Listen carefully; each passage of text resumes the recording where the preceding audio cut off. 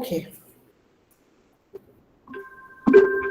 So, very good evening, all the dear aspirants, all my dear friends, and all our would-be bureaucrats.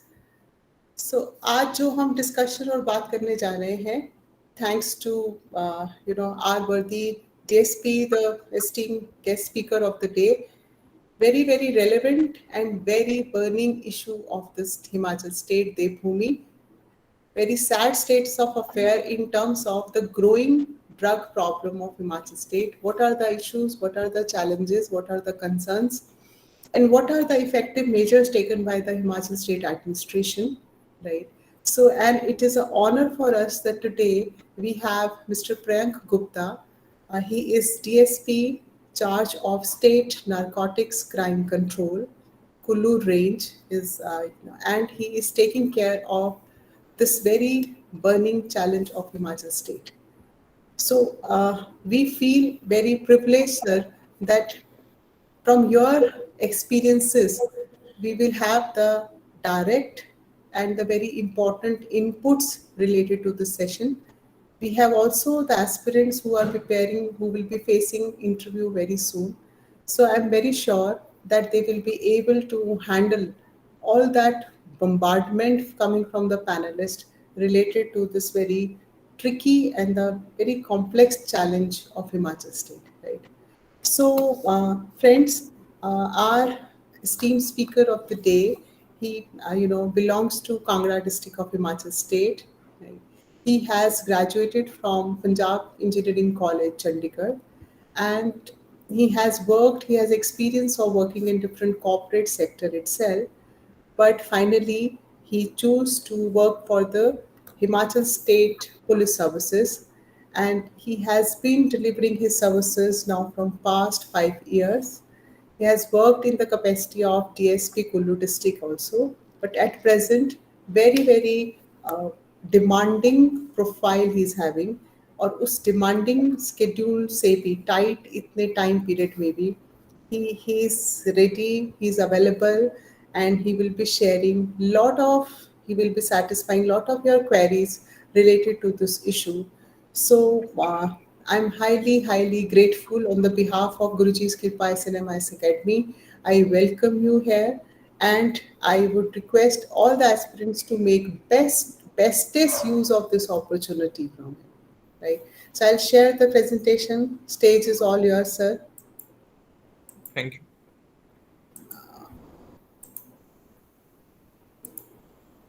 You can see the screen. Now it is Yes, full.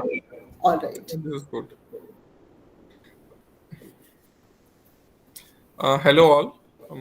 Myself Priyank Gupta. बाकी ma'am ने तो कुछ ज़्यादा बता दिया, तो ऐसा कुछ नहीं है. Just I'm here to share my views on this as your colleague or as a friend, as your you can say in future you can call me as a mentor as well. आपको अगर जैसे drugs का issue तो है ये हम discuss करेंगे ही. ये कुछ प्रेवलेंट इशू है और ये इंटरव्यू में जैसे मैम ने बताया कि अभी रिसेंट में इंटरव्यूज भी आने वाले हैं. साथ ही साथ मेंस के लिए भी ये इम्पोर्टेंट इशू है, क्योंकि मोस्टली जो हमारे व्यूज बनते हैं वो न्यूज को पढ़कर ही बनते हैं. तो न्यूज का जो व्यू है वो थोड़ा सा एंटी पुलिस भी कह सकते हैं, एंटी एडमिनिस्ट्रेशन भी थोड़ा सा रहता है. पर आपने जैसे इंटरव्यू में बोलना है तो आपको बैलेंस्ड व्यू देना होता है, because you are a future administrator और may be a future police personnel as well. तो आपका जो व्यू होना चाहिए वो बैलेंस्ड होना चाहिए, रैशनल होना चाहिए. हम एंटी नहीं होना चाहिए और प्रो भी नहीं होना चाहिए. आपको दोनों टाइप के व्यूज आना चाहिए. तो इसीलिए मैम से मैंने रिक्वेस्ट की थी, तो आप लोग के क्वेश्चन भी आ गए थे सारे, तो वो भी मैंने इसमें सारे कवर कर लिए हैं. और अगर कोई क्वेश्चन फिर भी आपका होगा तो आप वो पूछ सकते हो. जैसे कोई भी स्लाइड एंड होगी, आपको लगेगा कि आप कुछ पूछना चाहते हैं तो वो आप पूछ सकते हो. और अगर आप एंड में पूछना चाहोगे तो आप वो भी लिख लें. तो मैं एज जो मेरे को जितना मैं शेयर कर पाऊंगा इन्फॉर्मेशन उसके बारे में कर दूंगा. अगर अगर ऐसा कोई क्वेश्चन होगा जिसका आंसर मेरे पास अभी नहीं होगा तो वो मैं मैम के थ्रू आपके पास पहुंचा दूंगा. ठीक है, we can move head to first slide.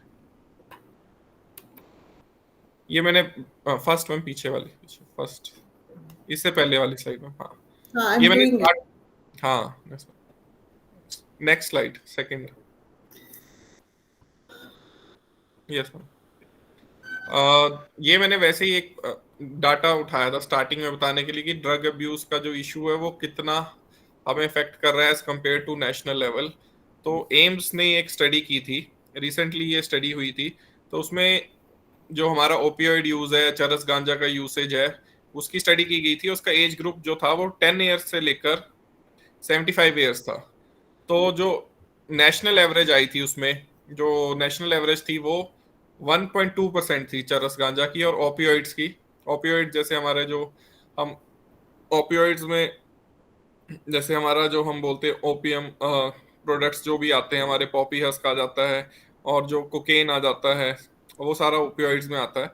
तो इसमें जो हमारा हिमाचल की जो एवरेज है वो बहुत ज़्यादा है compare to national average. India की जो एवरेज 1.2 थी, हिमाचल की 3.2 है। तो डेट्स एन अलार्मिंग फैक्ट। ये फैक्ट आप जैसे यूज कर सकते हो अगर आपको कहीं भी, ये मैं प्रेजेंटेशन भी शेयर कर दूंगा मैम से, वो आपको बाद में कर देंगे, तो आपको लिखने की जरूरत नहीं है, बट जस्ट। और जो ओपियाइड की रेशियो है वो 0.7% है पूरे इंडिया में, बट हिमाचल में 1.7 है। कंपेयर टू पंजाब, पंजाब में ओपियाइड का यूसेज ज्यादा है, चरस का कम है। और जो इसका मेन कॉज है, जो मेन कॉजेज जो इन्होंने जो डिटेक्ट किए गए हैं वो यही है, पीयर प्रेशर। सबसे ज्यादा जो ड्रग्स में जो यूसेज में हमारे जो यूथ आ रहा है, क्योंकि हम जैसे मैंने ये लिखा 35.7% arrested accused are age between 25 to 35 years. But अगर इसी को हम हीरोइन या चिट्टा, जो हम बहुत बड़ा प्रेवलेंट इशू बन गया, उसमें अगर ये परसेंटेज देखेंगे तो ये परसेंटेज बढ़ जाएगी बिटवीन 18 to 30 ईयर्स। क्योंकि जो हमारा उससे भी जो हमारा बिल्कुल इमीडिएट यूथ है, जो अभी हमारे कॉलेजेस में एंटर हो रहा है या कॉलेज जो जॉब अपॉर्चुनिटी की सीख करने के लिए निकल रहा है, उनकी परसेंटेज बहुत ज्यादा बढ़ गई है। तो उसका जो रीजन है वो बेसिकली कुछ जो पर्टिकुलर कॉजेज वो यही है। पीयर प्रेशर सबसे बड़ा पीयर प्रेशर होता है। जैसे हम मोस्टली पीयर प्रेशर कॉलेज +1 +2 से और कॉलेज से बढ़ना शुरू हो जाता है।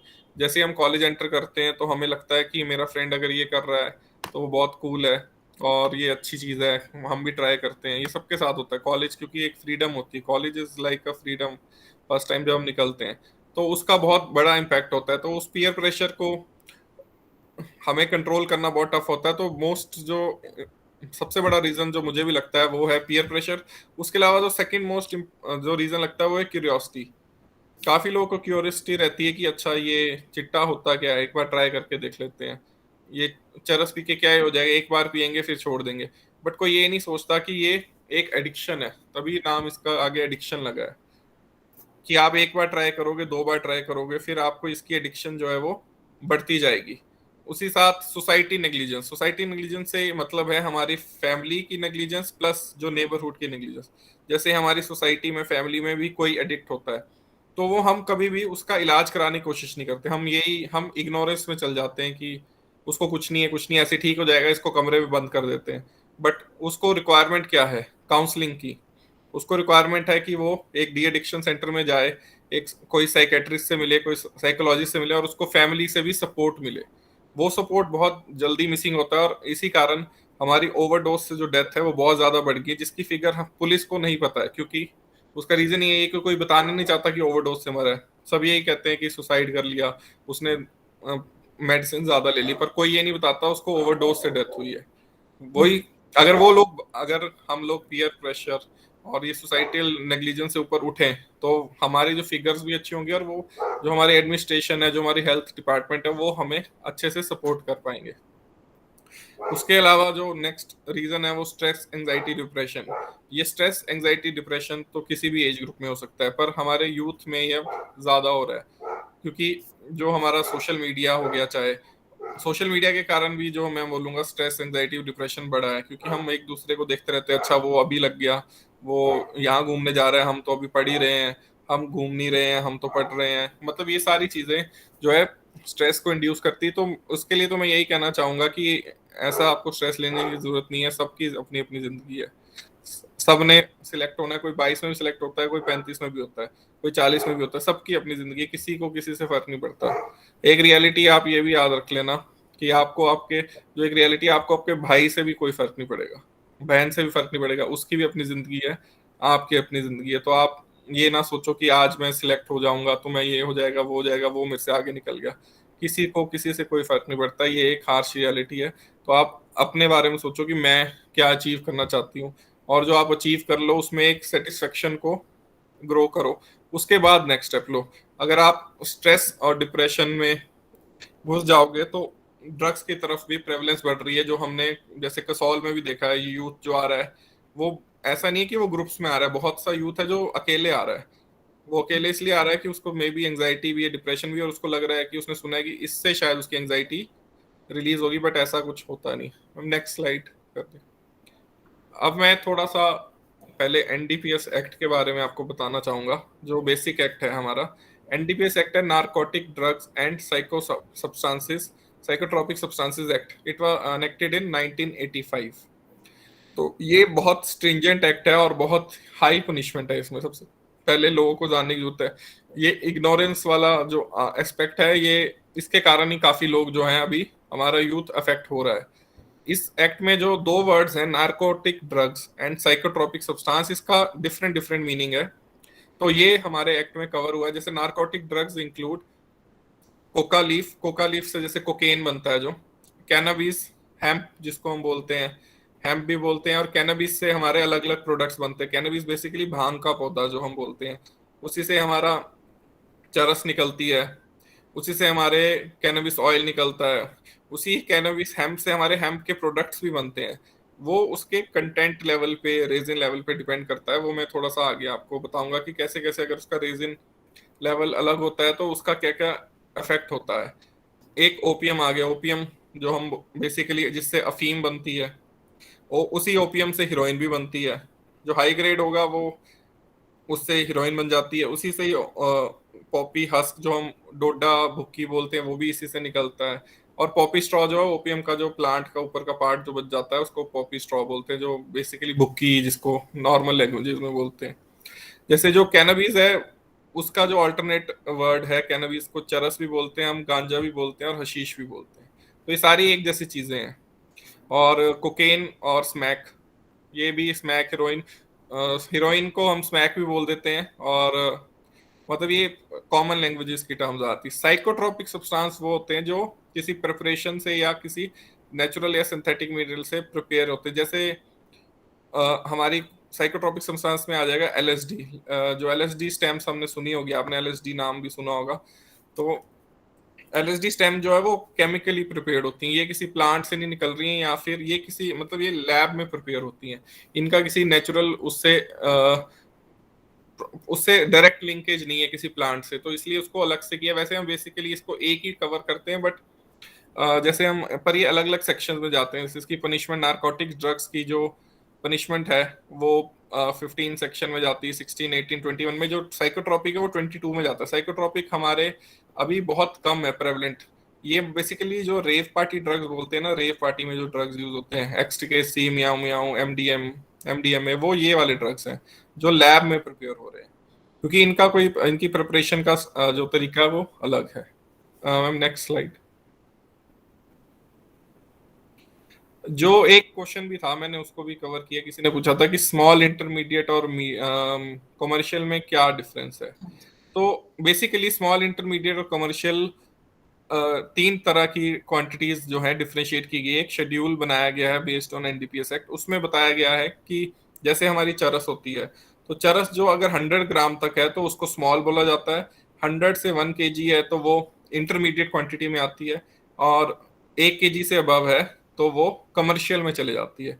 बेसिकली जो हमारे ड्रग पेडलर्स हैं उनको डिफरेंशिएट करने को भी बनाया गया। और अगर मान लो कोई कंज्यूमर ही है, कोई कंजम्पशन ही कर रहा है, उसको भी लिवरेज देने के लिए बनाया गया, क्योंकि कंजम्पशन के लिए पनिशमेंट भी बहुत कम है, और उसके पास पनिशमेंट के अलावा एक 64A सेक्शन है, उसमें एक उसको पार्डन की अपॉर्चुनिटी भी दी कि अगर वो रिहेबिलिटेशन में जाना चाहेगा 6 महीने के लिए तो उसको सजा नहीं होगी।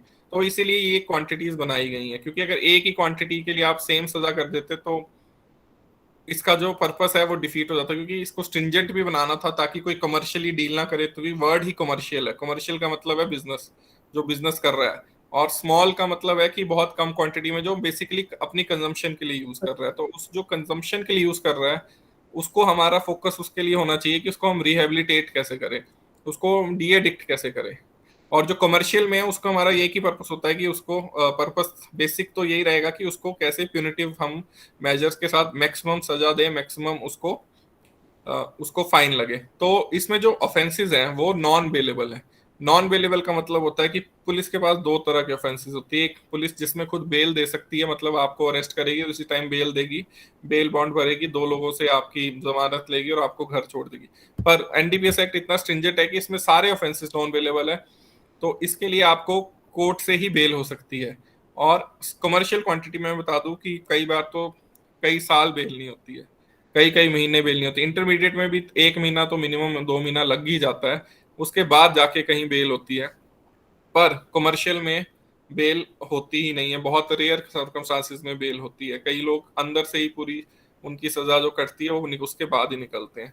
और जो सजा है वो अलग अलग है। स्मॉल जो हमारी क्वांटिटी है उसमें जो मैक्सिमम पनिशमेंट है वो 6 मंथ्स है या फिर 1 ईयर है। और जो इंटरमीडिएट है उसमें मिनिमम जो हमारी पनिशमेंट है वो 1 ईयर है और मैक्सिमम 10 ईयर है, अप टू 10 ईयर्स। और कमर्शियल में मिनिमम 10 ईयर्स है और मैक्सिमम 20 ईयर्स है। तो आप खुद समझ लीजिए कि पनिशमेंट का लेवल कितना ज्यादा है। कोई 1 केजी चरस या कोई 250 ग्राम, जैसे हीरोइन है उसमें 5 ग्राम से कम हीरोइन हो तो वो स्मॉल है, और 250 ग्राम से ऊपर हो तो वो कमर्शियल है। तो ऐसे ऐसे अलग अलग है। एलएसडी स्टेम्प्स का भी सेम है, उसमें भी, उसमें तो स्टेम्प्स का तो आप बहुत ही कम क्वांटिटी है उसमें, तो अगर आपके पास एक स्टैंप भी मिल जाए या 2 स्टैंप मिल जाए तो वो भी मीडियम क्वांटिटी में चले जाता है। तो इसमें जो फाइन है वो भी, जो कमर्शियल है उसमें 1 लाख से लेके 2 लाख का फाइन है, और जो इंटरमीडिएट है उसमें अप टू 1 लाख का फाइन है। और जो स्मॉल है उसमें फाइन की ऑप्शन भी है कि सिर्फ फाइन करके भी छोड़ सकते हैं। और दूसरा मैंने आपको बता ही दिया कि उसमें ऑप्शन एक जो है वो है कि रिहेबिलिटेशन सेंटर में विजिट करने की। इसी के साथ इसमें सिर्फ पनिशमेंट सिर्फ आपको उसकी प्रोडक्शन करने की, उसको कैरी करने की और उसके एक्सपोर्ट करने की नहीं है। उसके अलावा अगर आप अबेट कर रहे हैं, अबेट मतलब उसको हेल्प कर रहे हैं, किसी भी तरह से हेल्प कर रहे हैं। मान लो कि आपने उसको आपने अपनी गाड़ी उसको दी है उसको कैरी करने के लिए, तो आप अबेट कर रहे हो उसको। आपने उसको अपने घर में रखा है, आप उसको हार्बर कर रहे हो ऑफेंडर को, तो आप उसको अबेट कर रहे हो। अबेट मतलब किसी को हेल्प करना। तो अबेटमेंट की भी उतनी ही पनिशमेंट है। क्रिमिनल कॉन्स्पिरेसी, क्रिमिनल कॉन्स्पिरेसी मान लो कि आप मेन ड्रग माफिया हो, जो आजकल बेसिकली करते हैं, जो ड्रग माफिया है वो अपने आप को कभी भी सामने नहीं लाते, वो कुरियर यूज करते हैं।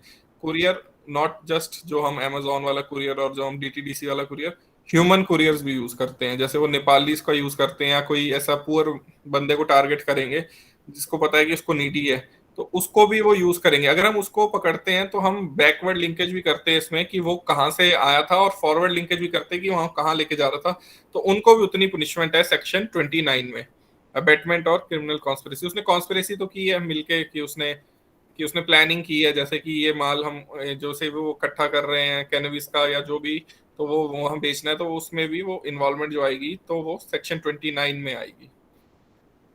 साथ ही साथ जो अटेम्प्ट है, अटेम्प्ट करना भी, उसकी भी सेम पनिशमेंट है सेक्शन 28 में। और जो इसकी पनिशमेंट का हाई लेवल है वो आप रिपीट ऑफेंडर को भी दे सकते हो, कि रिपीट ऑफेंडर के लिए 1.5 टाइम पनिशमेंट है और 1.5 टाइम ही फाइन है। जैसे अगर वो पहले 1 लाख फाइन था इंटरमीडिएट में और 10 साल तक सजा थी, तो वो 1.5 टाइम्स हो सकता है। उसी तरह जो कमर्शियल क्वांटिटी है उसमें अगर वो फिर से कोई कमर्शियल क्वांटिटी, उन्होंने एक शेड्यूल बनाया कि इतनी कमर्शियल क्वांटिटी से ज्यादा, एक मिनट में पढ़ के बता देता हूँ, उसमें डेथ पेनल्टी भी है। डेथ पेनल्टी भी है एनडीपीएस में, जो काफी लोगों को पता नहीं होगा कि एनडीपीएस जैसे एक्ट में भी डेथ पेनल्टी दी गई है।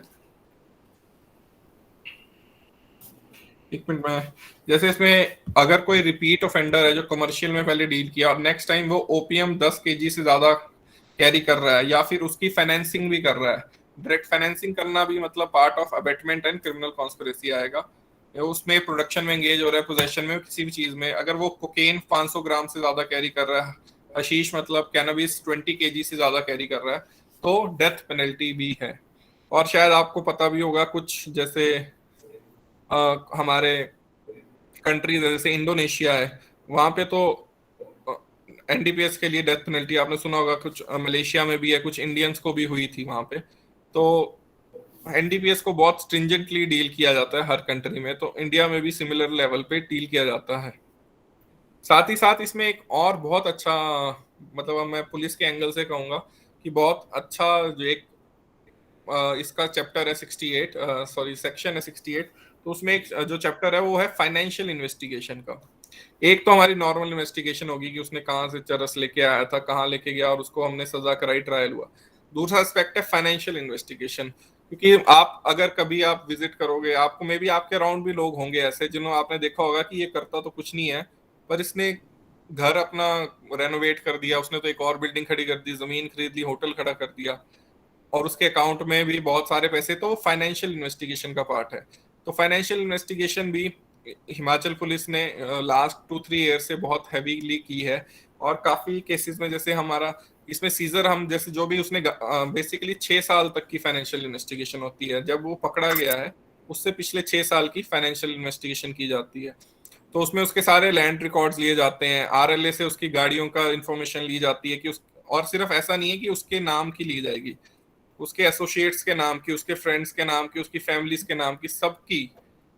अगर वो किसी कंपनी में पार्टनर है तो उसके एसोसिएट जो पार्टनर है उन सब की डिटेल ली जाती है, उनके पास कितनी गाड़ियां, उन्होंने कितने घर, अगर उसने कोई घर बनाया होगा तो उसको भी पुलिस जो है पीडब्ल्यूडी डिपार्टमेंट या जो भी रेलेवेंट डिपार्टमेंट है उससे उसकी मेजर घर का जो है एस्टिमेट करवाएगी कि कितना का एस्टिमेट होगा।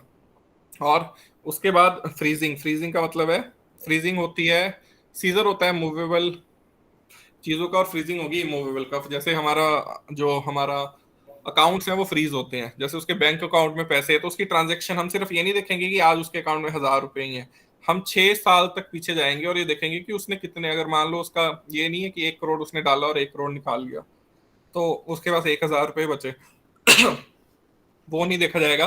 पूरा 6 साल की ट्रांजेक्शन देखी जाएगी कि उसने कितनी ट्रांजेक्शन की है। तो उस सब का हम रेलेवेंट डाटा बनाते हैं, और वो हम एक कॉम्पिटेंट अथॉरिटी है जो हमारी रेवेन्यू डिपार्टमेंट के अंदर दिल्ली में, तो उसको हम सीजिंग और फ्रीजर, जो सीजर एंड फ्रीजिंग नोटिस है वो दे देते हैं। और अगर वो नोटिस में हम मतलब वो जो नोटिस है वो 48 आवर्स के अंदर हमें उन्हें पहुंचाना होता है। उसके बाद वो जो भी अक्यूज्ड है उसको भी नोटिस देके बुलाते हैं, और अगर वो प्रूफ नहीं कर पाया, वो बहुत कम चांसेस में प्रूफ कर पाता है, क्योंकि वो उसने अगर इतनी इनकम होगी तो उसने आईटीआर भी भरा होगा, उसका होटल होगा तो रेवेन्यू होगा तो आईटीआर भी भरना होगा, काफी चीजें हैं। तो ये जो पॉइंट जो है ना फाइनेंशियल इन्वेस्टिगेशन का, इसने बहुत ज्यादा, जो आप बोल सकते हैं ना, माफियाज की बैकबोन तोड़ी है, और पुलिस को बहुत हेल्प की है, क्योंकि लोगों को भी खुशी होती कि अच्छा ये ऐसे कर रहा था तो इसकी गाड़ियां उठा ली, उसका घर बंद कर दिया, तो उससे एक बहुत अच्छा इम्पैक्ट जाता है सोसाइटी में। क्योंकि ऐसे तो लोगों को यही लगता है कि वो अंदर गया, क्योंकि कुछ लॉ के पार्ट्स है कि बेल देना, एक bail is natural right of accused और एनीवन,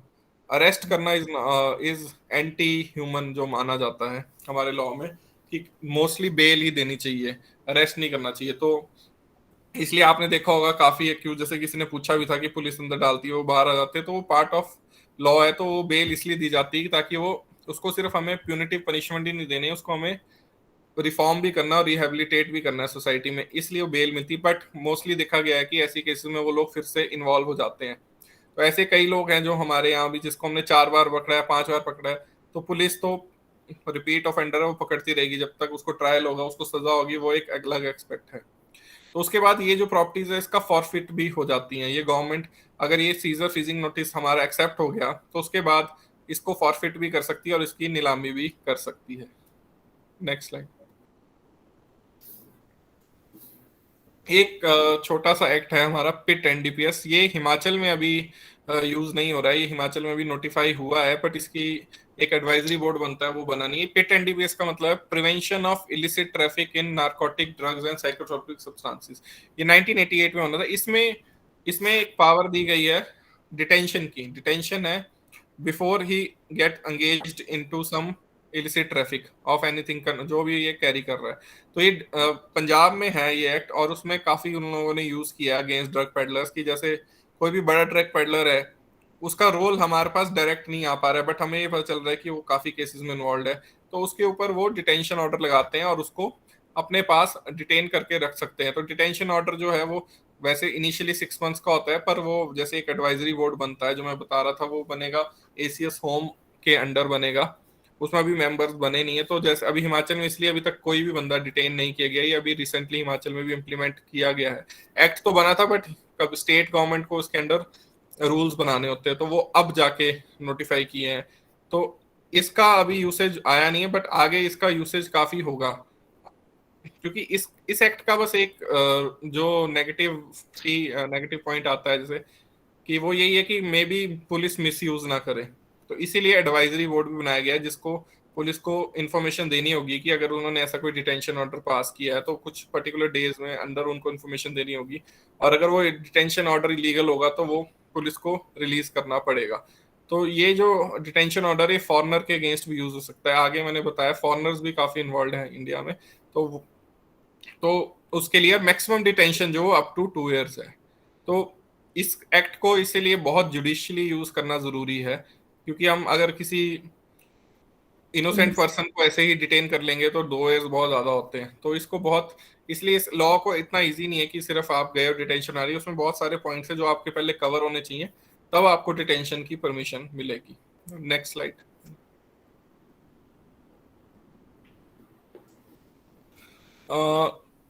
नेक्स्ट है क्वेश्चन भी था कि एनडीपीएस केसेस के ये एचपी का कर लेते हैं पहले कि स्टेटस क्या है एनडीपीएस का, तो वो भी कवर किया है। तो इसमें आप देख सकते हैं कि मोस्टली केसेस राइज ही हो रहे हैं। तो राइज का रीजन एक ये भी है कि रेगुलरली पुलिस जो अपनी ड्राइव है वो इंक्रीज कर रही है और ज्यादा से ज्यादा फोकस कर रही है। पर दूसरा रीजन ये भी कि पहले जो ज्यादा केसेस थे वो चरस के ही होते थे, बट अब जो चिट्टा हीरोइन, जो बहुत बड़ा सबसे बड़ा ड्रग मैंने संभाल ली चिट्टा और हीरोइन ही है, वो काफी बढ़ गया है रिसेंटली। ओपीएम और चरस जो पहले था वो अभी भी चल रहा है, क्योंकि ओपीएम चरस जो है वो आउटवर्ड जाता है, उसकी आउटवर्ड हमारी मूवमेंट है, मतलब हिमाचल से बेसिकली जाता है, इसलिए उसके केसेस हिमाचल में ज्यादा होते हैं और क्वांटिटी भी ज्यादा होती है। बट चिट्टा जो है वो उसकी सारी इनवर्ड मूवमेंट है दिल्ली और पंजाब से। तो अगर आप केसेस में देखेंगे तो टोटल 1439 केसेस थे जैसे 2019 में, फिर वो केसेस बढ़ते गए और इस साल अभी 328 केसेस हुए अप टू फरवरी की फिगर है।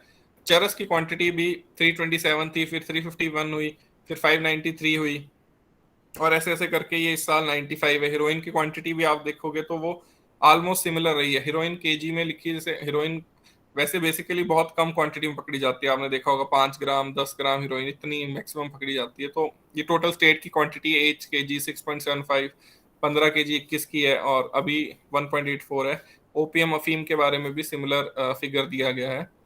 साथ ही साथ अरेस्ट का भी पूछा था किसी ने कि कितने मेल फीमेल इन्वॉल्व हैं। बॉयज गर्ल्स लिखा था, बॉयज गर्ल्स तो डिफरेंशिएट करना टफ है एज ग्रुप को अभी, तो मेल फीमेल में किया हुआ है। तो जैसे 2021 में देखेंगे तो 123 लोग टोटल जो हैं वो पकड़े गए थे। उसमें से जो इंडियन मेल थे वो 2016 थे, फॉरनर मेल 16 थे। फॉरनर मेल में बेसिकली जो पकड़े जा रहे हैं ये नाइजीरियंस हैं, जो अफ्रीकन बेसिकली अफ्रीकन नेशनल हैं, ये पकड़े जा रहे हैं। ये सारे जो हैं ये बैकवर्ड लिंकेज में पकड़े जा रहे हैं।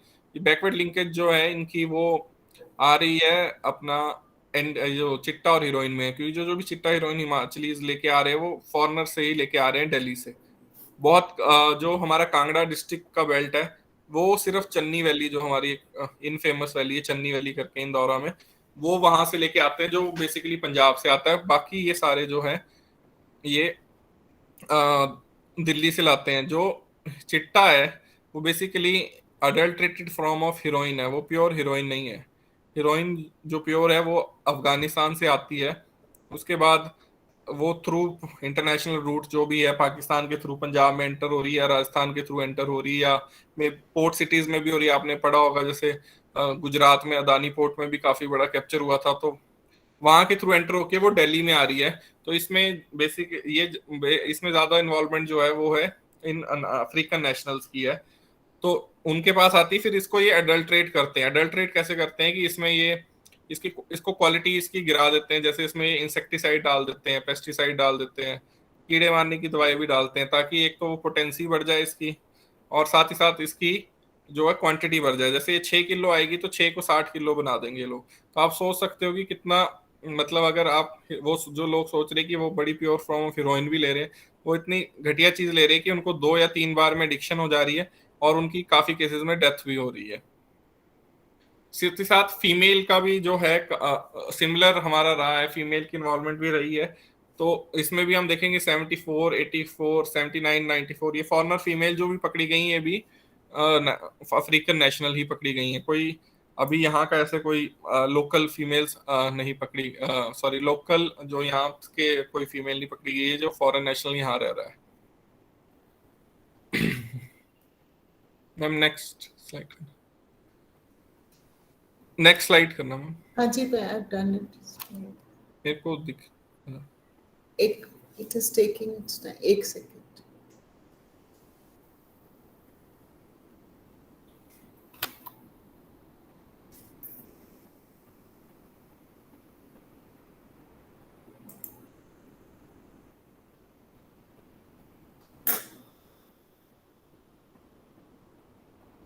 Is it visible? Status of case Kullu में भी पूछा था किसी ने, तो मैंने वो भी इसमें कवर किया है। तो कुल्लू हमारा ऑलमोस्ट फर्स्ट या सेकंड रैंक पर रहता है एनडीपीएस केसेस में, आफ्टर शिमला। शिमला और कुल्लू में रहता है हमेशा फर्स्ट सेकंड का, फिर थर्ड कांगड़ा आता है बिकॉज उसका एरिया बहुत बड़ा, फोर्थ मंडी और ऐसे ऐसे करके। तो कुल्लू में भी ऑलमोस्ट 200 से ज्यादा केसेस हर साल होते हैं। तो जैसे 2019 में 226 हुए थे, और वैसे वैसे सिमिलर 210 हुए, फिर 206 56 हो गए इस साल। चरस की क्वांटिटी 152 केजी थी, 170, फिर 2021 में 286 केजी इसलिए हुई थी क्योंकि जो हमारी टीम है, जिस टाइम मैं कुल्लू डिस्ट्रिक्ट में था, तो हमने अभी तक का जो सबसे बड़ा सीजर पकड़ा था वो 111 केजी का था। वो आज तक का रिकॉर्ड है पूरे हिमाचल का। वो 111 किलो का सीजर लास्ट ईयर 21 में, जनवरी 21 में हुआ था। वो बंजार एरिया में पकड़ा गया था। तो 111 केजी का था वो सबसे बड़ा सीजर। हीरोइन की क्वांटिटी भी आप देखोगे तो वो बेसिकली 924 ग्राम है, फिर 476 पर सीधे ही 7 केजी 434 ग्राम हो गई, क्योंकि वो भी रिकॉर्ड सीजर था लास्ट। उसमें 6 केजी हमने हीरोइन पकड़ी थी एक नाइजीरियन से, वो बिल्कुल प्योर थी। तो मतलब वही मैं बताता, वो 6 केजी 60 केजी बननी थी, तो उससे पहले ही वो कुल्लू पुलिस ने ही पकड़ी थी। और ओपीएम का सिमिलर रहा है अभी तक। और इस साल ओपीएम अभी पकड़ा नहीं है क्योंकि ओपीएम की इस टाइम कल्टीवेशन होती है, फिर वो सीजन होता है इनका भी, जैसे अभी इस टाइम कल्टीवेशन हो रही है, तो कल्टीवेशन के भी केसेस देती है पुलिस। ये तो सिर्फ मैं उनका प्रोडक्ट्स का बता रहा हूँ। जैसे कल्टीवेशन होती है, प्लांट्स की कल्टीवेशन होती है, जो कैनबिस प्लांट्स की हो रही है, या फिर कोई ओपीएम की कल्टीवेशन कर रहा है, तो उसके भी केसेस रेगुलरली पुलिस देती रहती है। साथ ही साथ मेल फीमेल का भी यहाँ पे बताया गया है। तो टोटल अरेस्ट जो अक्यूज्ड है वो भी सिमिलर रहे हैं, और फीमेल्स का रोल भी देखा गया है। अब नेक्स्ट स्लाइड। मलाना क्रीम के ऊपर भी 3 क्वेश्चन थे, तो उसको भी मैंने इस पॉइंट में कवर करने की कोशिश की है। एक क्वेश्चन था, Malana cannabis cultivation biggest reason for increasing drug problems in HP. और एक था, big influence of Malana cream on tourism. और drug trafficking from Malana internationally and step taken by police and administration. तो वो इसलिए मैंने इसका अलग से स्लाइड बना दी थी। तो मलाना क्रीम है क्या, पहली बात काफी लोगों को पता भी नहीं होगा। मलाना क्रीम है एक, मलाना करके वैली, आपने मलाना सुना होगा कि ओल्डेस्ट डेमोक्रेसी है वर्ल्ड की। तो अब वो वैसे रही नहीं है, जैसे कि पहले बोलते थे ना वो एंटर नहीं करने देते, ऐसा कुछ नहीं है, वो सब एंटर करने देते हैं। वो भी अब नॉर्मल लोकल पॉपुलेशन में घुल मिल गए हैं। तो वहां से जो चरस और हशीश आती है उसको मलाना क्रीम कहते हैं। क्रीम इसलिए कहते हैं कि उसका जो रेजिन है वो बहुत क्रीमी और क्ले लाइक है। जो जो भी हमारी जो ये चरस होती है, शीश होती है, इसमें अलग अलग जो है कैनाबिनोल कंटेंट होते हैं, अलग अलग अलग अलग कंटेंट होते हैं। जैसे जो टीएचसी, जो मेन है टीएचसी, जो रिक्रिएशनल यूज, जो ये यूज करते हैं लोग ड्रग्स का, जो हम ड्रग्स बोलते हैं, नार्कोटिक ड्रग जो अपने स्मोकिंग के लिए यूज करते हैं, उसमें हाई टीएचसी कंटेंट होता है। जितना हाई टीएचसी कंटेंट होगा उतनी ही चरस की जो है क्वालिटी को अच्छा माना जाता है। तो मलाना क्रीम के जो टीएचसी कंटेंट है वो हाईएस्ट है वर्ल्ड में। अब इसका रीजन ये है कि ये अपने आप ग्रो होती है ज्यादातर, और ये बहुत हाई रिचेज में होती है। अगर आप कुल्लू का कभी मैप देखेंगे तो कुल्लू डिस्ट्रिक्ट जो है सिर्फ वो ब्यास के किनारे सेटल्ड है। आप अगर ध्यान से देखेंगे, अगर कुल्लू से औट तक का एरिया जो है वो ब्यास के किनारे और थोड़ा बहुत पार्वती के किनारे।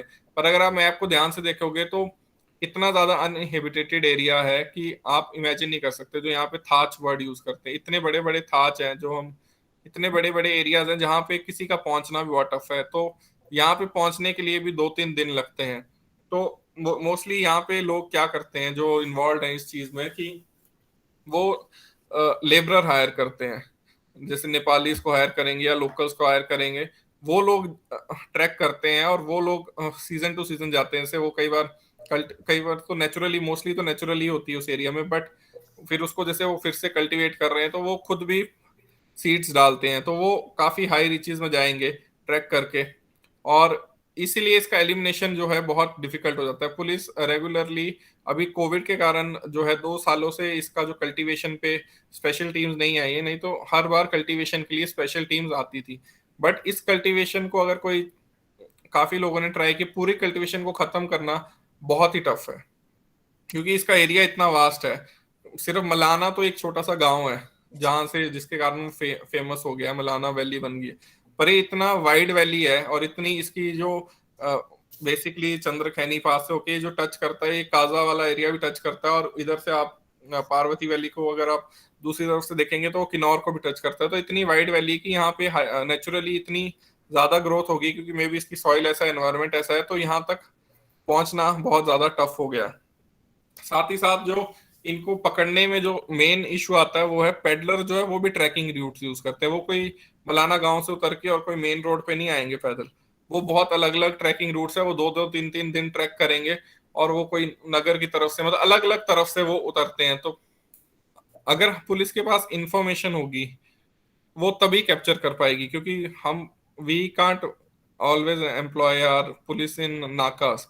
नाका लगाना हर टाइम पॉसिबल नहीं है, क्योंकि पुलिस फोर्स के पास इतनी, पहली बात तो पर्सनल नहीं है, साथ ही साथ पुलिस फोर्स का लॉ एंड ऑर्डर भी देखना है, उसको इन्वेस्टिगेशन भी देखना है, उसको वीवीआईपी ड्यूटी भी देखनी, प्रोटोकॉल भी देखना है। तो हम लोग का कंस्ट्रेंट आ जाता है, तो इसलिए हम हर टाइम डिप्लॉय नहीं कर पाते और हर टाइम नाका नहीं लगा पाते।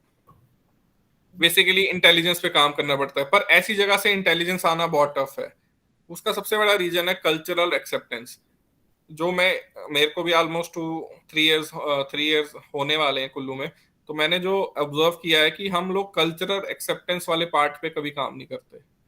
हम लोग पुनिटिव करना चाहते हैं, पनिशमेंट देना चाहते हैं, डराना चाहते हैं, बट उनकी जो एक कल्चरल एक्सेप्टेंस है, अब एक कोई छोटा सा बच्चा है, मुझे लगता है अगर वो यही देखेगा बचपन से कि घर वाले ये कर रहे हैं, तो उसको लगेगा ये ठीक ही होगा तभी कर रहे हैं।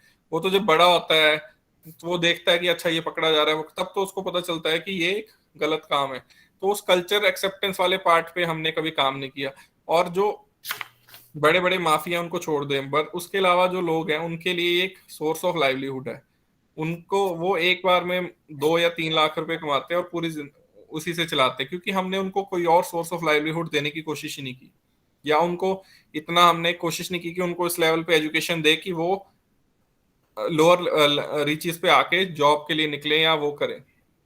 क्योंकि हमारा फोकस ही ये रहा कि नहीं, इनकी हम कल्टीवेशन काट देते हैं, इनको हम पकड़ लेते हैं, बट कई बार हमें कल्चर को भी समझना पड़ता है। तो कल्चर एक्सेप्टेंस बहुत इंपॉर्टेंट रोल प्ले करेगी इरेडिकेशन में। तो मलाना जो जैसे पॉइंट कर रहे थे, वो टूरिज्म, मलाना क्रीम के कारण भी जो बोलते हैं टूरिज्म थोड़ा बहुत प्रमोट हुआ है, ये हम डिनाई नहीं कर सकते। इनफैक्ट पार्वती वैली का जो टूरिज्म हुआ है प्रमोट, अब पार्वती वैली बहुत चेंज हो गई है। अगर आप कसौल भी आएंगे तो कसौल भी बहुत डिफरेंट हो गया। अब लोग कसौल में नहीं रुकते, ज्यादातर हाई रीचेस में जाते हैं। टूरिज्म वैसे भी बहुत डेवलप हो गया है, बट ऑफ कोर्स ये प्लेस इनफेमस हुआ है, उसमें कहीं ना कहीं सभी जो भी हमारे डिपार्टमेंट्स है, सभी का कहीं ना कहीं रोल रहा है कि हमने इसको, जब ये स्टार्ट हुआ था उसको निप करने की कोशिश नहीं की, हमने इसको मशरूम होने दिया। इसलिए ये सिचुएशन अब इस लेवल पे आ गई है कि हम बिगर क्वांटिटी पे सर्च करते हैं। जैसे हम केजीज में, अब पुलिस 5 ग्राम 10 ग्राम पे फोकस नहीं कर पाती, क्योंकि वो इस लेवल पे प्रॉब्लम बढ़ चुकी है कि वो बिग ड्रग पेडलर्स पे ही फोकस कर रही है। तो इसके अलावा जो नेक्स्ट इरेडिकेशन के भी काफी क्वेश्चन थे। इरेडिकेशन का था जैसे how can it be rooted out. एक क्वेश्चन था मेन चैलेंजेस क्या है गवर्नमेंट के लिए और क्या स्टेप्स ले रहे हैं टू रिड्यूस, टेक्नोलॉजी का क्या रोल है इरेडिकेशन में। और उसके अलावा एक था पंजाब स्टेट में अगर ड्रग्स आ रहे हैं तो अगर गवर्नमेंट चेंज हुई उसका, तो मैं अभी क्लियर करना चाहूंगा कि अभी जैसे गवर्नमेंट चेंज हुए 22 डेज हुए हैं, तो हर गवर्नमेंट की अपनी पॉलिसी होती है। हम किसी भी गवर्नमेंट को हम ये नहीं बोल सकते कि ब्लेम नहीं कर सकते कि उस गवर्नमेंट के कारण ड्रग्स बढ़े या उसके कारण कम हो रहे। तो अब वो जो पॉलिसीज लेके आएंगे और वो कैसे अपने लॉ एंड ऑर्डर का जो पार्ट है उसको कैसे मैनेज करते हैं, उनका जो बीएसएफ के साथ जो रोल है, क्योंकि बीएसएफ की भी कई बार इन्वॉल्वमेंट आती है जो ड्रग्स की जो मूवमेंट होती है पाकिस्तान से, तो वो उनको कैसे हैंडल करते हैं, तो वो सब बहुत इंपॉर्टेंट रोल प्ले करेगी कि जो न्यू गवर्नमेंट है वो जो भी आगे अपने जो भी डिसीजन मेकिंग करेगी, जो डिसीजंस लेगी, पुलिस को कितनी फ्रीडम देती है एक्शन लेने की, कितना पॉलिटिकली जो हमारा पंजाब में तो बहुत ज्यादा पॉलिटिकल इन्वॉल्वमेंट रही है, कुछ सीनियर लीडर्स का भी इन्वॉल्वमेंट आया है, तो वो कितना अब कम होता है, क्योंकि अ, वादे करना और ग्राउंड में काम करने में फर्क है। वो ग्राउंड में जब काम करेंगे तो वी विल सी कि कितना इफेक्ट होता है। ऑफ कोर्स अगर वो अच्छे डिसीजंस लेंगे, अगर वो अपने एंड पे ही रोक देंगे तो हमें बहुत फायदा होगा, क्योंकि हिमाचल एक लैंडलॉक्ड स्टेट है ना, एक तरफ से JNK है, एक तरफ से पंजाब है, एक तरफ से हरियाणा है, एक तरफ उत्तराखंड है, यूपी का भी थोड़ा पार्ट टच हो रहा है, और उधर ऊपर वाला पार्ट तो हमारा अनहेबिटेटेड है जो लाहौल चाइना के साथ टच हो रहा है। तो हिमाचल में इसीलिए बहुत ज्यादा मूवमेंट है। हिमाचल एक तरह से इनके लिए बहुत इजी डेस्टिनेशन बन गया है अपने ड्रग्स को पेडल करने के लिए। तो उसके अलावा रेडिकेशन के लिए मैंने लिखा भी है, ये एक हार्श रियलिटी की कंप्लीट रूटिंग बहुत लंबा प्रोसेस है और इम्पॉसिबल टास्क है, क्योंकि इसमें बहुत सारे एस्पेक्ट्स हैं। मैं बोलूँ कि मैं यहाँ कुल्लू में लगाऊं और मैं सब कुछ खत्म कर दूंगा, ऐसा पॉसिबल नहीं है।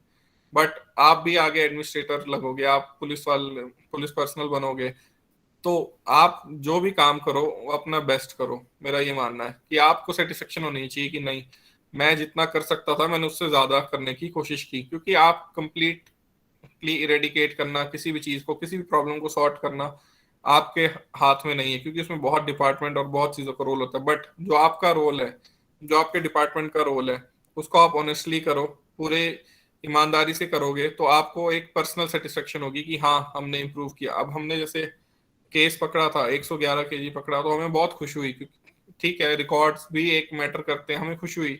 हमने काफी नाइजीरियंस पे एक्ट किया। फाइनेंशियल इन्वेस्टिगेशन कुल्लू डिस्ट्रिक्ट से सबसे पहले शुरू हुई है, वही अब सबके लिए एक मॉडल बन गया और सब डिस्ट्रिक्ट्स ने फॉलो किया। नाइजीरियंस को पकड़ना कुल्लू डिस्ट्रिक्ट ने शुरू किया था, तो वो सब डिस्ट्रिक्ट्स ने फॉलो किया। तो हम एक चीज स्टार्ट तो कर ही सकते हैं जिसपे बाकी रोल भी, बाकी जो जितने भी डिपार्टमेंट्स हैं वो भी उसको जितने भी डिपार्टमेंट्स है, जितने भी बाकी डिस्ट्रिक्ट की पुलिस है, वो उसको एज अ चैलेंज लें, और उन्होंने भी उससे अच्छे करके दिखाया है। तो ये मतलब एज ए एग्जांपल मैं बोलना चाहूंगा कि ये मिटिगेशन स्टेप्स जो है, इसलिए हम टाइम टू टाइम ले रहे हैं। रूटिंग विल टेक टाइम, तो इसके लिए जैसे prevention is better than cure, it's similar. Cure तो पुलिस भी कर रही है, उसके बाद हेल्थ डिपार्टमेंट करता है। इसमें तीन एस्पेक्ट आ गए ना, एक तो है प्रिवेंशन जो अवेयरनेस वाला पार्ट है कि कोई फंसे ही ना, कोई फंस गया तो वो पुलिस के पंगे में आएगा या फिर हेल्थ वालों के पास जाएगा।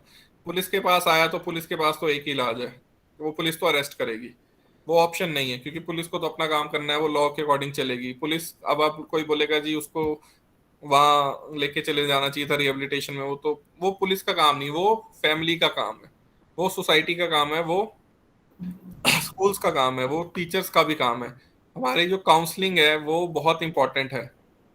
इसीलिए इसमें बेसिकली दो एस्पेक्ट आ गए ना, एक डिमांड का एस्पेक्ट है, एक सप्लाई का। सप्लाई पे पुलिस काम कर रही है, सप्लाई को रोकना पुलिस का काम है, वो सोसाइटी का काम, उसको पुलिस को असिस्ट करना है। बट डिमांड को रोकना जो है वो रिस्पॉन्सिबिलिटी हमारी स्टार्ट होती है सबसे पहले फैमिली से, सेकेंडली नेबर से, फ्रेंड से, सोसाइटी जो हमारी नेबरहुड है सारा, स्कूल से, जहाँ वो जॉब करता है उस जगह से। वो डिमांड को रिड्यूस कर देंगे तो सप्लाई की जरूरत ही नहीं पड़ेगी। ये बिजनेस है ना, कोई डिमांड करेगा तभी तो कोई सप्लाई देगा ना। तो आपको उसको डिमांड को रिड्यूस करने में बहुत इंपॉर्टेंट रोल है सभी का। इसीलिए अवेयरनेस प्रोग्राम्स हमारे चलते रहते हैं। स्कूल्स में हम लोग पुलिस वाले भी मोस्टली विजिट्स करते हैं, जैसे ड्रग्स अवेयरनेस और बेसिकली दो ट्रैफिक अवेयरनेस पे ज्यादा काम करते हैं, तो स्कूल्स विजिट करते हैं। बट स्कूल्स के जो टीचर्स हैं उनका भी उतना ही इंपॉर्टेंट रोल है।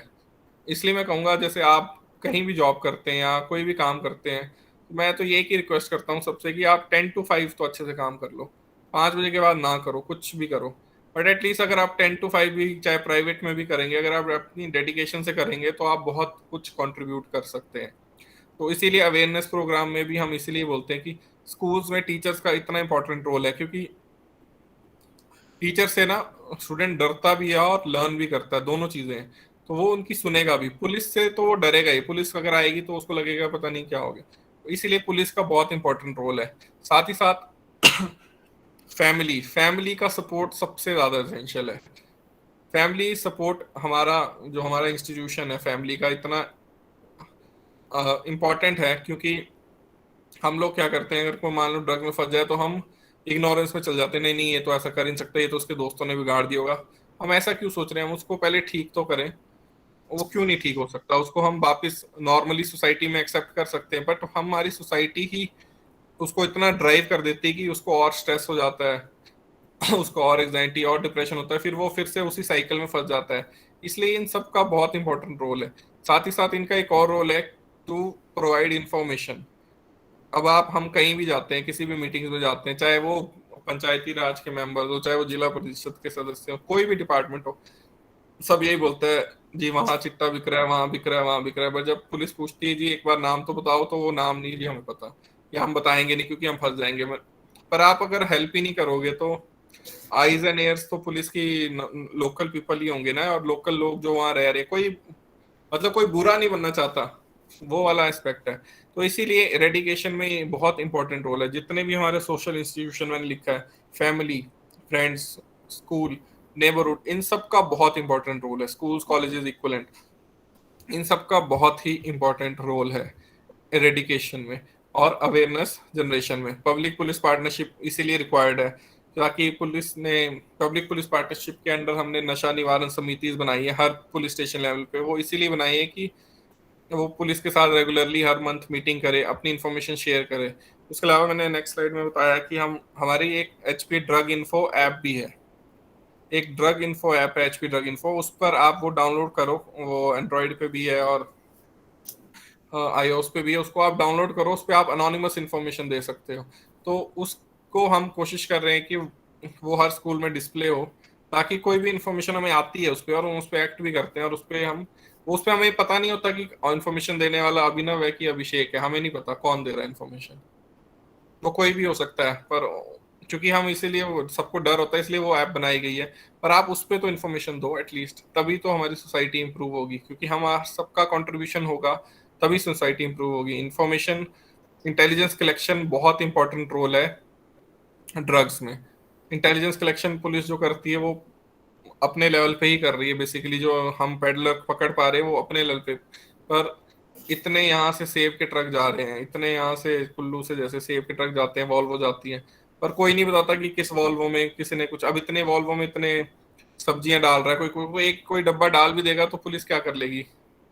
इतने ट्रक्स जा रहे हैं सेब के, अब कोई इन्फॉर्मेशन तो बताए ही, तभी तो मैं कह रहा हूँ सबका रोल है। वो जो वहां पे सब्जी मंडी में बैठा है उसको पता है कि ये वाली पेटी में अलग कलर की टेप चढ़ रही है, वो बताए तो, बिना बताए नहीं पकड़ सकते। तो इसीलिए मैं कह रहा हूँ वो बताना, इंफॉर्मेशन कलेक्शन बहुत जरूरी है, इसीलिए सभी का रोल आ जाता है इसमें। साथ ही साथ skill development for addicts and peddlers to take away, क्योंकि ये जो चिट्टा में जो लोग घुसे हैं वो इजी मनी के कारण भी बहुत लोग घुसे हैं। क्योंकि चिट्टा जो अगर वो जो जैसे दिल्ली से लाता है तो बेसिकली वो 10 ग्राम्स 10,000 का लेके आता है, मतलब 1 ग्राम 1,000 का। पर वही चिट्टा जब यहाँ बिकता है, हिमाचल में बिकता है, तो वो 5 टाइम्स 6 टाइम्स बिकता है। तो उसको उसका बहुत ज्यादा लियोर है इजी मनी का।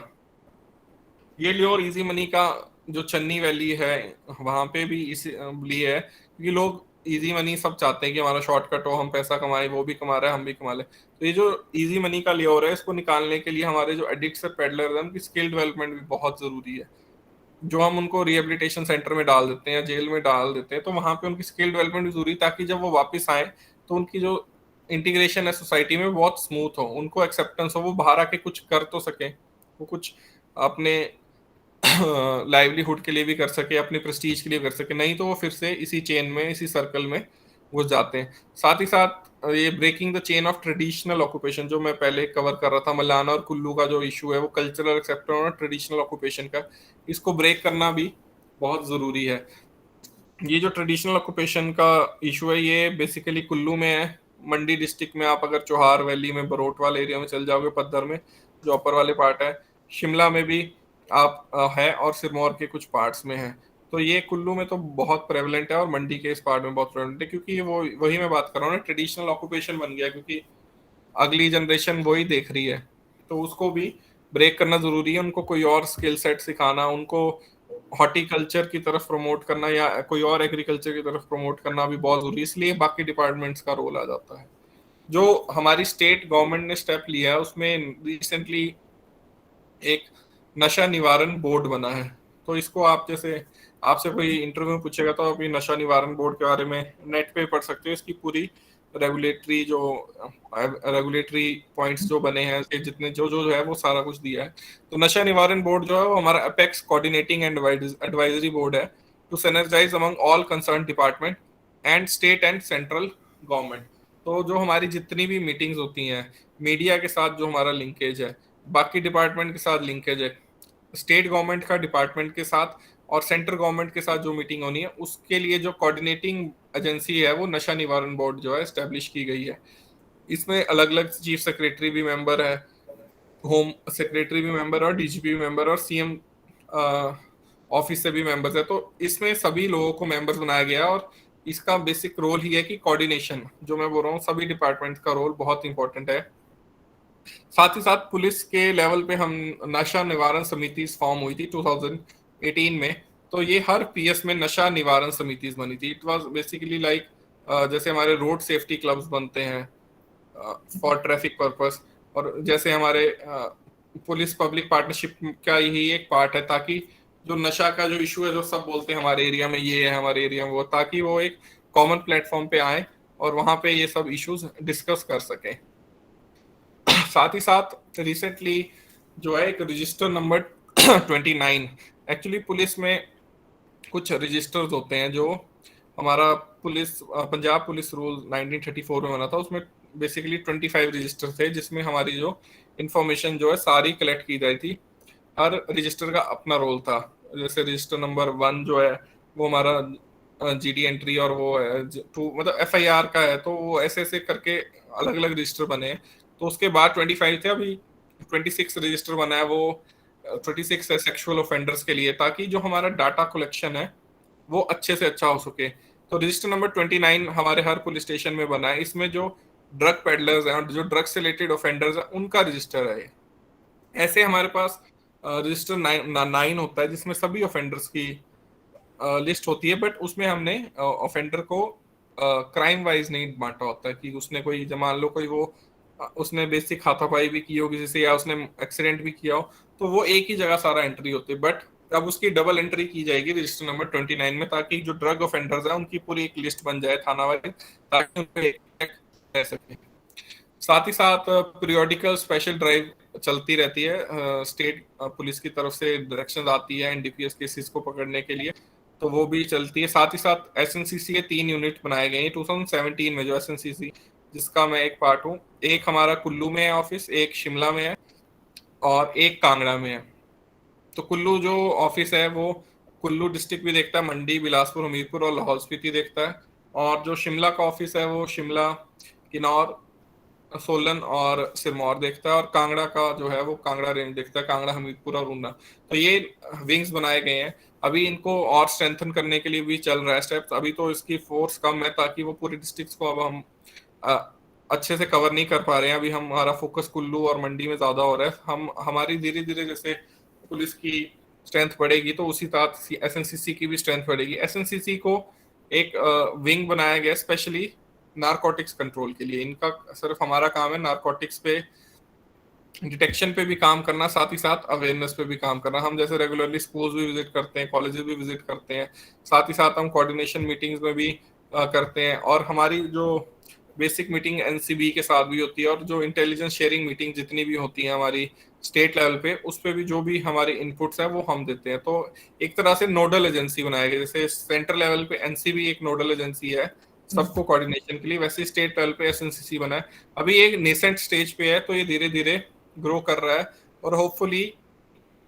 कि ये अपना जो प्रॉपर शेप है वो जल्दी ले पाएगा। साथ ही साथ टेक्नोलॉजी के बारे में पूछा था कि रोल ऑफ टेक्नोलॉजी क्या है। तो टेक्नोलॉजी में ड्रोन्स का यूज कर रहे हैं हम लोग। तो ड्रोन्स का यूज हो रहा है कल्टीवेशन के लिए, जैसे क्योंकि हायर रीचेस में कई बार पहुंच पाना टफ होता है और ऐसी जगह कई बार नहीं चढ़ पाते, तो वहां पे ड्रोन्स का यूज किया जा रहा है टू चेक कल्टीवेशन। तो उसके लिए अलग अलग एरियाज में विजिट करते हैं और वहां पे हम ड्रोन्स का यूज करते हैं। टेक्नोलॉजी में सर्वेलेंस का भी यूज होता है। सर्वेलेंस मतलब किसी किसी का फोन जो है, वो जैसे कोई ड्रग पेडलर है, उसका फोन अगर हमें लगता है कि ये बहुत बड़ा ड्रग पेडलर है, तो उसका फोन टैप भी किया जाता है। उसको वो जो भी बातें कर रहा है, वो क्या नहीं कर रहा है, वो सर्वेलेंस किया जाता है। उसके लिए सबका नहीं होता है, उसके लिए स्पेशल परमिशन चाहिए होती है, वो स्टेट गवर्नमेंट से ही मिलती है। डार्क नेट में भी आपने सुना होगा, डार्क नेट के बारे में भी सुना ही होगा। आजकल डार्क नेट बहुत प्रेवलेंट हो गया है, तो डार्क नेट को ब्रेक करने में हम थोड़ा अभी पीछे हैं। डार्क नेट के थ्रू आजकल डायरेक्ट होम डिलीवरीज हो रही हैं। आप डार्क नेट पे जा रहे हो, आप डायरेक्ट वहां पे परचेज कर रहे हो, आपका आप रूट कर रहे हो अपना वीपीएन के थ्रू, तो आपका वैसे भी आईपी एड्रेस भी कहीं और जर्मनी का आएगा, कहीं और का आएगा, तो उसको लिंक करना आपसे थोड़ा टफ है। लिंक हो जाता है, ऐसा नहीं है। साथ ही साथ उसमें आप स्यूडोनोम यूज कर रहे हो। साथ ही साथ जो पेमेंट्स हो रही हैं वो क्रिप्टो से हो रही हैं, क्रिप्टो करेंसीज यूज कर रहे हैं, तो उनको डिटेक्ट करना बहुत टफ हो गया। तो आइडली तो डार्क नेट इसलिए बना था ताकि अनोनिमसली लोग काम कर सके, ताकि गवर्नमेंट इंटरवेंशन कम से कम हो, उनके ऊपर सर्वेलेंस ना रहे। बट इसका मिसयूज ज्यादा हो गया। डार्क नेट का सबसे ज्यादा मिसयूज ही ड्रग्स के लिए है। 90% जो ट्रेड हो रहा है डार्क नेट पे, वो ड्रग्स का ही हो रहा है। Not in India but foreign में। डार्क नेट इंडिया में तो अभी हम लोग 21-22 में सुनने लगे, फॉरेन में तो वो 14-15 से चल रहा है और वहां पे काफी लोग अरेस्ट भी किए गए। रिसेंटली आपने सुना होगा एनसीबी ने भी अरेस्ट किए थे डार्क नेट यूजर, काफी लोग अरेस्ट किए थे, उसमें एमबीबीएस डॉक्टर भी थे। और उसको ब्रेक करना थोड़ा सा टफ है, उसमें उन्होंने भी 3-4 महीने लगाए थे। डार्क नेट है, वैसे वैसे एप्स हैं काफी सारी जिनमें अनोनिमसली काम कर रहे हैं। अब ये लोग भी अनोनिमसली काम कर रहे हैं, नॉर्मल फोन्स नहीं यूज कर रहे। ये लोग भी व्हाट्सएप कॉल करते हैं, इंस्टाग्राम कॉल करते हैं, क्योंकि इनको पता है कि उसको सर्वेलेंट करना बहुत टफ है और उसको रिकॉर्ड करना टफ है। जो नया चैलेंज पुलिस को आया है रिसेंटली, हमने जो ऑब्जर्व किया वो है होम डिलीवरी थ्रू कुरियर्स। अब कुरियर्स के थ्रू भी डिलीवरीज होने शुरू हो गई हैं, सीधे होम डिलीवरी हो रही है, या फिर अब लोग दिल्ली में जाएंगे, वहां सीधा कुछ भी खरीद रहे हैं और वो कुरियर पे डाल रहे हैं और यहाँ आके खुद रिसीव कर रहे हैं। कोई बीच में लिंकेज नहीं है और किसी को पता नहीं चल रहा। विदाउट इंटेलिजेंस इसको ब्रेक करना बहुत टफ है। तो अभी रिसेंटली एनसीबी की और स्टेट गवर्नमेंट की तरफ से एक सर्कुलर हुआ है कि इस पे अब काम करेंगे। जो जितने भी कुरियर्स और पोस्टल सर्विसेज वाले हैं, उनका उनके साथ मीटिंग की जाएगी, ताकि उनको भी अवेयर करना जरूरी, क्योंकि उनको भी नहीं पता है कि ऐसा कुछ हो रहा है। वो बेसिकली जैसे कोई जीन्स लेंगे, उसमें अगर आप थोड़ा सा एलएसडी स्टैम्प का एक पूरा पैम्फलेट भी डाल दो तो पता भी नहीं चलेगा किसी को। और अगर आप कोई बड़ा सा बैग ले लो, उसमें आप जैसे अमेजोन का इतना बड़ा डब्बा आता है, उसी में आप अगर चरस डाल के भेज दो तो स्कैन तो होगा नहीं वो, क्योंकि इतनी उनको अवेयरनेस ही नहीं है अभी कुरियर वालों को। तो उनको भी अवेयरनेस करना बहुत जरूरी है कि उनके पास कुछ रिकॉर्ड तो हो कि कौन लेने आ रहा था, कौन लेने जा रहा था। रिसेंटली हमने पकड़ा था एक लड़का, केरला का था। तो वो केरला से पहले दिल्ली आया और दिल्ली में उसने एमडी खरीदी। MD is very costly drug, MDM में। तो उसने एमडी खरीदी 40 ग्राम, उसने पहले केरला भेजी, फिर और 10 ग्राम 5 ग्राम उसने भुंतर भेजी, कुल्लू में भेजी। तो केरला पुलिस को कहीं से इंफॉर्मेशन आई, तो उन्होंने वो 40 ग्राम पकड़ ली थी। बट फिर उन्होंने हमें बताया, केरला पुलिस ने, फिर हमने भी वो चेन, फिर हमने भी देखा कि वो चेन चलानी पड़ेगी। पहले वो कुरियर लेने था किसके नाम पे, वो कुरियर वाले से बात करनी पड़ी, पर वो विदाउट इन्फॉर्मेशन नहीं हो सकता। फिर जाके हमने वो केरला का बंदा नैप किया कसौल में, उसमें भी हमें पकड़ने में काफी दिन लगी, क्योंकि वो इन्फॉर्मेशन चेन ब्रेक हो रही थी ना, कि कौन लेने आया था वो भी पता करना था, उसका नंबर क्या था, फिर आगे उसने किसको डिलीवर किया। तो ये जो चैलेंज है बहुत बड़ा चैलेंज हो गया। बेसिक सा चैलेंज नहीं रह गया ना, जैसे लोग बोलते हैं कि बस में जा रहा है पकड़ लिया, ऐसा कुछ नहीं है। अभी जो चैलेंजेस है वो बहुत बढ़ रहे हैं। इंटेलिजेंस शेयरिंग मीटिंग रेगुलरली होती है अदर स्टेट के साथ। नॉर्दर्न स्टेट्स की बेसिकली मीटिंग्स होती रहती हैं, इंटेलिजेंस रिलेटेड टू एनडीपीएस भी शेयर किया जाता है। साथ ही साथ सेंट्रल एजेंसीज का रोल भी बहुत इम्पोर्टेंट हो गया है बेटर कोऑर्डिनेशन के लिए। एनसीबी का रोल काफी बढ़ गया है इस मामले में, और साथ ही साथ एक इंटर स्टेट कोऑर्डिनेशन सेंटर जो है पंचकुला में बनाया गया है एनडीपीएस के लिए स्पेशली। तो अभी उसमें उसका रोल ही यही बताया गया है कि अगर कोई भी किसी को हेल्प चाहिए एनडीपीएस केसेस में तो वो उनके थ्रू रूट कर सकते हैं। इरेडिकेशन में जो हम एज पुलिस फेस करते हैं, हम अकाउंटेबिलिटी बाकी डिपार्टमेंट्स की बहुत कम है। जैसे हम कल्टीवेशन की बात कर रहे हैं, कल्टीवेशन कोई कर रहा है तो वो या तो रेवेन्यू लैंड में करेगा, है ना। रेवेन्यू लैंड मतलब उसकी अपनी जमीन या सरकारी जमीन, या फिर फॉरेस्ट लैंड पे। अगर वो रेवेन्यू लैंड पे कर रहा है तो रेवेन्यू डिपार्टमेंट का रोल है क्योंकि उस एरिया में पटवारी है, और फॉरेस्ट लैंड में कर रहा है तो फॉरेस्ट गार्ड का भी रोल है। बट ये जो डिपार्टमेंट्स है ये अपने रोल को प्रॉपरली फुलफिल नहीं कर रहे हैं। तो जितना भी हमने कल्टीवेशन देखी है वो अपने लैंड पे कोई नहीं करता, क्योंकि इतना कोई बेवकूफ नहीं है कि अपने लैंड पे करेगा, क्योंकि अपने लैंड पे करेगा तो जब वो डिमार्केशन पुलिस कराएगी वो तो पकड़ा जाएगा।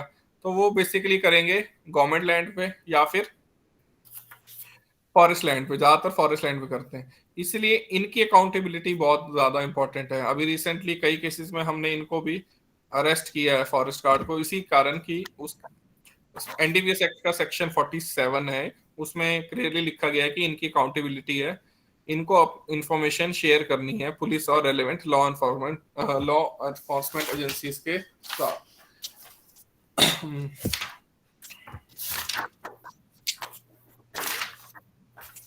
Duty of certain officers to give information of illegal cultivation. तो इसमें क्लियरली लिखा है कि every officer of the government, every panch, sarpanch and other village officer shall give immediate information to any officer of police।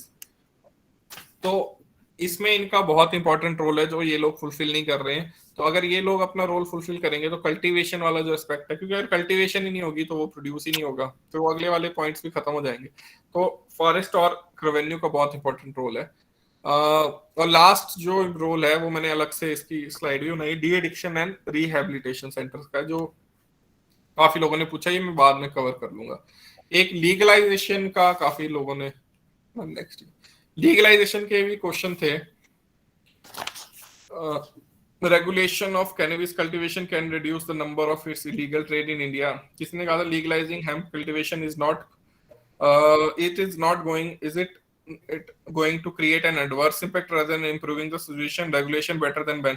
तो मैं कल्टीवेशन कैनबिस की legalisation का बात करना चाहूंगा कि बहुत इंपॉर्टेंट है आपको समझना कि कैनबिस की कल्टीवेशन लीगलाइज हो रही है, कैनबिस लीगलाइज नहीं हो रही है। बहुत डिफरेंस है इसमें। मुझे लगता है काफी लोगों को ये वहम है कि कैनबिस लीगलाइज हो रही है, जैसे फॉरेन में है कि marijuana आप इतना ग्राम खरीद सकते हैं, वो लीगलाइज नहीं हो रहा है, कल्टीवेशन लीगलाइज हो रही है, and that is being legalise for medicinal and industrial purposes. उसकी ड्राफ्ट पॉलिसी बन गई है। जैसे उत्तराखंड में ये पॉलिसी है जो हम हेम्प कल्टीवेशन बोलते हैं, हेम्प और हेम्प भी भांग ही होती है, कैनबिस का प्लांट को भांग बोलते हैं, बस अलग अलग इसकी टर्म्स है। तो इसमें जो लीगलाइज हो रही है वो कल्टीवेशन लीगलाइज हो रही है, तो वो लीगलाइज भी गवर्नमेंट के कंट्रोल में लीगलाइज होगी। ऐसा नहीं है कि आपके पास लैंड और आप उगा लो, नहीं। एक्साइज डिपार्टमेंट का रोल इसमें बहुत ज्यादा बढ़ जाएगा। जो ड्राफ्ट पॉलिसी, अभी ड्राफ्ट पॉलिसी प्रिपेयर हुई है तो उसमें एक्साइज डिपार्टमेंट का बहुत इंपॉर्टेंट रोल है। तो जैसे किसी के पास कुछ पर्टिकुलर 5 एकड़ ऑफ लैंड होना चाहिए, उसको परमिशन मिलेगी, फिर वो उसी पर्टिकुलर एरिया में ग्रो करेगा और वो प्लांट को ही एज इट इज जो है वो बेचेगा। ये नहीं कि प्लांट से वो चरस निकालेगा और हो जाएगी, नहीं, वो प्लांट ही एज इट इज B2B जाएगा। जो भी बिजनेस वाला है वो उससे परचेज करेगा, पर वो भी एक्साइज वालों की जो इन्वॉल्वमेंट रहेगी उसमें कि कितना है, ठीक है, पिल्फरेज नहीं, क्योंकि इसमें पिल्फरेज होने का बहुत डर है। तो इस पिल्फरेज, क्योंकि जैसे आप राजस्थान वगैरह में ओपीएम और मध्य प्रदेश में भी ओपीएम कल्टीवेशन अलाउड थी, तो उसमें भी बहुत ज्यादा पिल्फरेज थी, इसके कारण काफी जगह बाहर आप अफीम वगैरह बिकी। तो इसमें भी बहुत इंपॉर्टेंट रोल आएगा कि जो एक्साइज डिपार्टमेंट का, कि पिल्फरेज चेक करने में, क्योंकि उनको कंट्रोल करना, उनको एक कंट्रोल एनवायरनमेंट सेट करना है ताकि उस कंट्रोल एनवायरनमेंट में ही कैनबिस ग्रो हो। तो इस कैनबिस जो ग्रो होगी वो ग्रो होगी इस control environment high CBD content वाली जो कैनाबिडियोल है, वो जो मेडिसिनल पर्पस के लिए यूज होता है। और लो लेवल ऑफ टीएचसी, जो हाई लेवल ऑफ टीएचसी है वो बेसिकली यूज होता है रिक्रिएशनल पर्पस के लिए। जो लो लेवल ऑफ टीएचसी है वो यूज होता है रोप्स बनाने के लिए, टेक्सटाइल के लिए, फुटवेयर के लिए, जो हम हेम्प प्रोडक्ट्स बोलते हैं ना, वो उसमें टीएचसी कंटेंट कम होता है। तो मेरा ये मानना है कि वो जो कल्टीवेशन करेंगे कैनबिस की, वो पर्टिकुलर सीड से ही करेंगे ताकि उसका कंटेंट लो रहे और वो प्रॉपर्ली रेगुलेट हो। साथ ही साथ इससे जो कोई बात कर रहा था कि इससे एडवर्स इम्पैक्ट आएगा, तो मैं कल्टीवेशन से इम्पैक्ट नहीं आएगा। लीगलाइज होगी तो उससे जो लोकल्स को है एक तरह से एक ऑक्यूपेशन भी मिलेगा, वो उनकी जो इन्वॉल्वमेंट भी होगी और वो मनी लीगल वे से कमा पाएंगे। और वो लीगल वे से मनी कमा पाएंगे और अपना लाइवलीहुड कर पाएंगे तो उनको इलीगल वेज में जाने के लिए इलिसिट ट्रैफिक करने की जरूरत नहीं पड़ेगी। अगला था de addiction and rehabilitation centres का। तो आपको सबसे पहले डिफरेंस पता होना चाहिए, डी एडिक्शन क्या होता है, रिहेबिलिटेशन क्या होता है। De addiction is detoxification. जैसे हमें कोई बीमारी हो जाती है, जैसे हमारा गला खराब होता है तो हम दवाई लेते हैं तो उससे ठीक हो जाते हैं, जैसे एंटीबायोटिक लेते हैं, 3 दिन का कोर्स करते हैं। तो मोस्टली जो हमारे एडिक्ट्स हैं 95% ऑफ एडिक्ट्स, उनको डिटॉक्सिफिकेशन की जरूरत है, उनको रिहेबिलिटेशन की जरूरत नहीं है। Rehabilitation is next level concept. Rehabilitation है उनके लिए जिनको फैमिली सपोर्ट जीरो है, कोई सोशल सपोर्ट नहीं है और वो बहुत क्रोनिक हो चुके हैं और एडवांस स्टेज में चले गए हैं कि उनका बहुत जल्दी लैप्स हो जाता है। उन लोगों को रिहेबिलिटेशन की जरूरत है। बाकी जितने भी हमारे 95% लोग हैं, 95 में से मुझे लगता है 85% तो सिर्फ काउंसलिंग, अगर उनको प्रॉपर काउंसलिंग हो, उनको मोटिवेशनल थेरेपी दी जाए, उनको कॉग्निटिव जो उनका कॉग्निटिव बिहेवियरल थेरेपी है वो दी जाए, तो वो उसी से ठीक हो जाएंगे। बट वही हम बहुत ज्यादा लैक कर रहे हैं। जो हमारा फैमिली सपोर्ट, जो मैं बात कर रहा हूँ, जो हमारा स्कूल्स में सपोर्ट है, जैसे किसी के पास थोड़ी सी भी मान लो स्कूल में चर्च निकलती है, उसको मारने लग जाते हैं, उसके घर वालों को बुलाते हैं, उसको समझाने के समझाता तो कोई भी नहीं है। तो इसमें बहुत इंपॉर्टेंट रोल है हमारा। तो जो डिटॉक्सिफिकेशन है वो रिक्वायर्ड है 95% में। उसमें सबसे इंपॉर्टेंट है विल पावर, इंडिविजुअल की विल पावर।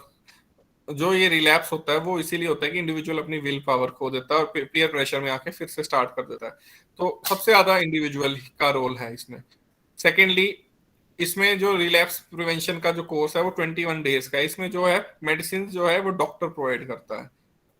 वो 21 डेज का कोर्स होता है। उसमें अगर आप रेगुलरली जो भी एडिक्ट है वो उसको फॉलो करे तो वो 100% इससे वो रिलैप्स नहीं करेगा। बट उसको विल पावर भी चाहिए साथ में, क्योंकि ये विल पावर बहुत इंपॉर्टेंट है। और साथ ही साथ ये लोग कॉग्निटिव बिहेवियरल थेरेपी भी यूज करते हैं। कॉग्निटिव बिहेवियरल थेरेपी है जैसे उसकी जो बेसिक, उसकी जो वो सोच रहा होता है, वो नेगेटिविटी आ जाती है उसके माइंड में हर चीज के लिए ना। तो उस नेगेटिव थॉट्स को वो कैसे पॉजिटिव थॉट्स में बदले ताकि उसको स्ट्रेस, एंजाइटी, डिप्रेशन को चेंज कर सके, तो वो वाली थेरेपी भी डॉक्टर्स यूज करते हैं। बट जो इशू है इसमें सबसे ज्यादा जो मैं बात कर रहा हूँ, हमारे rehabilitation centres are more than 70 I guess in Himachal, और उनपे कोई कंट्रोल नहीं है, कोई उनकी एसओपी नहीं है। बेसिकली वो रिहेबिलिटेशन सेंटर उन लोगों ने खोले हैं जो पहले एडिक्ट थे। And I can say with surety कि 90% are only for commercial purpose. वो चाहते ही नहीं कि बंदा ठीक हो, वो चाहते हैं कि वो फिर से रिलैप्स हो, क्योंकि उनका कमर्शियल बिजनेस बन गया। उसका एक रीजन है कि हमने इन पे प्रॉपर्ली रेगुलेट नहीं किया इन लोगों को।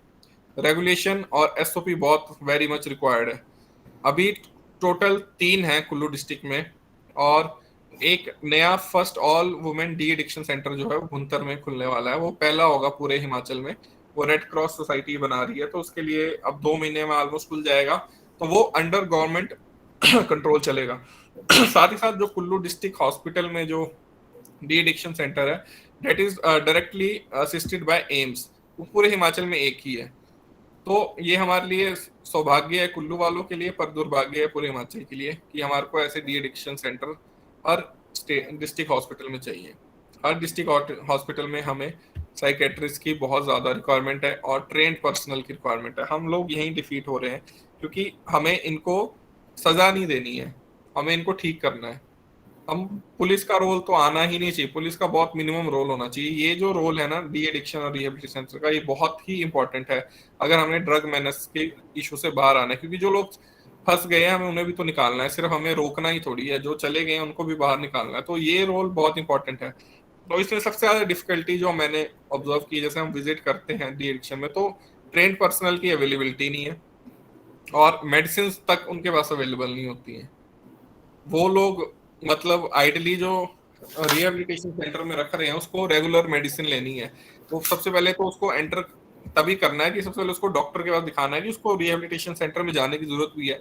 और होता क्या है कि घर वाले सीधे डालते हैं उसको रिहेबिलिटेशन सेंटर में डालते हैं, वो ऐसे ही किसी डॉक्टर को बुला लेते हैं जो जो उस चीज के लिए प्रिस्क्राइब नहीं, एमबीबीएस नॉर्मल डॉक्टर नहीं प्रिस्क्राइब कर सकता इनको मेडिसिन। इनको पर्टिकुलरली साइकेट्रिस्ट ही चाहिए जो मेडिसिन प्रिस्क्राइब करेगा।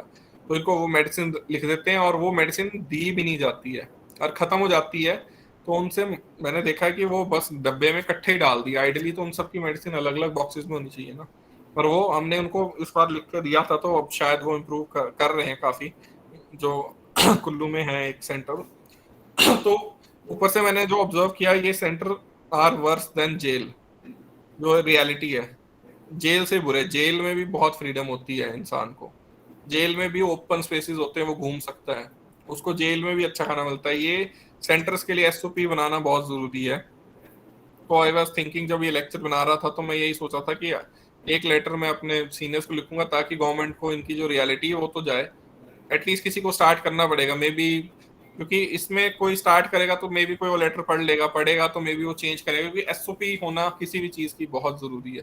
प्रॉपर ऑपरेशन उसको करने के लिए एसओपी चाहिए, उसको पर्टिकुलर एक एरिया तो होना चाहिए ना, कि वो इतना एरिया है उसके पास, वो इतने ही बंदे ले पाए। उन्होंने तो ऐसे भरे हुए हैं जैसे वो जानवर है, और वो एक बड़ा सा दरवाजा होता है, उसको लॉक कर देते हैं, उससे वो बाहर नहीं आ सकते 1 महीना। वो धूप भी नहीं देख सकते। योगा क्या करवाएंगे, बोलते हैं हम योगा करवा रहे हैं, तो धूप कोई कमरों में थोड़ी योगा होती है, ओपन स्पेस में होगी ना योगा। दवाई नहीं दे रहे उनको रेगुलरली, तो वो बेसिकली उनको मार मार के ठीक करना चाह रहे हैं। तो घर वालों का मैं तभी तो कह रहा हूँ बहुत इंपॉर्टेंट रोल है, वहां रिहेबिलिटेशन में जाने की जरूरत ही नहीं है, बल्कि उससे तो वो और ज्यादा रिलैप्स होते हैं, इतना डर जाते हैं कि वो बंदे फिर से वही चीज स्ट्रेस में आके बाहर आके करने लग जाते हैं। तो साथ ही साथ इसमें पीरियड, एक में लास्ट पॉइंट था, पीरियोडिक विजिट भी होती है एडमिनिस्ट्रेशन की। इसमें ऊपर से स्टेट मेंटल हेल्थ एक्ट के अंदर इनको रजिस्टर करना होता है, तो इसमें रेगुलर विजिट्स भी होती हैं। तो पुलिस की बेसिकली सबसे इंपॉर्टेंट रोल है हेल्थ का, सीएमओ का, एसडीएम का और डीएसपी का। तो इन तीन की टीम जो विजिट करती है, तो हम कुल्लू में विजिट की है, तो उसके बाद हम इनको जो भी पॉइंट्स है वो लिख के देते हैं टू इम्प्रूव बेटर। तो ये पीरियोडिक विजिट हर डिस्ट्रिक्ट में होना बहुत जरूरी है, ताकि इन लोगों को जो है वो फोकस सिर्फ कमर्शियल एस्पेक्ट से बढ़ के जो उनका असली काम है उस पर जा सके। क्योंकि अभी वो कमर्शियली इसलिए कर रहे हैं क्योंकि उनके पास ट्रेंड पर्सनल ही नहीं है ट्रेंड स्टाफ है ही नहीं। वो बस कागजों में उन्होंने स्टाफ नर्स रखी हुई है, कागजों में उन्होंने डॉक्टर रखा है। आइडली तो डॉक्टर 24/7 अवेलेबल होना चाहिए, कोई बंदा एकदम रिलैप्स ही कर जाए तो ये सब मैं इसलिए कह रहा हूँ कि एसओपी रिक्वायर्ड है। तो अगर आपको कोई ये पूछेगा तो आप लिख सकते हैं कि एसओपी एज सच रिक्वायर्ड है इसके ऑपरेशन के लिए, और ऑक्यूपेशनल रिहेबिलिटेशन भी रिक्वायर्ड है, ताकि जब वो जेल में भी है मान लो, तो एटलीस्ट उसको जेल में ही ट्रीटमेंट मिल जाए ना, तो बेटर है। उसको क्यों बाहर आके रिहेबिलिटेशन में जाने की जरूरत है, अगर उसको सेम ट्रीटमेंट जेल में मिल जाए। और अगर वो रिहेबिलिटेशन सेंटर में गया है और वो बेसिकली अभी पनिश नहीं हुआ है, तो वहां भी उसको स्किल सेट उसका इंप्रूव होना चाहिए ना, कोई वोकेशन तो वो सीखे ताकि वो बाहर आके काम तो करे। क्योंकि और एक और चीज आप सोचो ना, कि कोई बंदा जिस जो बेसिकली जॉब में है, चाहे वो प्राइवेट कर रहा है गवर्नमेंट, या उसका कोई बिजनेस है, अगर हम उसको फैमिली सपोर्ट नहीं करेगी और सीधे रिहेबिलिटेशन में डाल देगी, तो उसको कितना लॉस होगा। अगर 1 महीने वो जॉब से भी चला गया, प्राइवेट वाले तो उसको निकाल देंगे, अगर उसका जो दुकान है वो तो बंद हो जाएगी।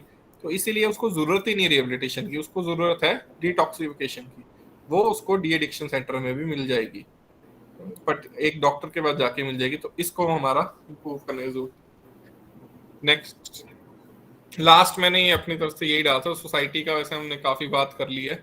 पब्लिक पार्टिसिपेशन काफी इंपॉर्टेंट है, जो मैंने कवर कर लिया, क्योंकि सोल रिस्पॉन्सिबिलिटी नहीं है लॉ एनफोर्समेंट एजेंसी की। लॉ तो वही मैं कह रहा हूँ बाद में आएगा, पहले प्रिवेंशन और अवेयरनेस वाला पार्ट आएगा और हेल्थ वाला पार्ट आएगा, फिर पुलिस का रोल आना चाहिए जो सबसे मिनिमम होना चाहिए। बट पुलिस का रोल बहुत बढ़ गया है, सोसाइटी सपोर्ट बहुत कम है।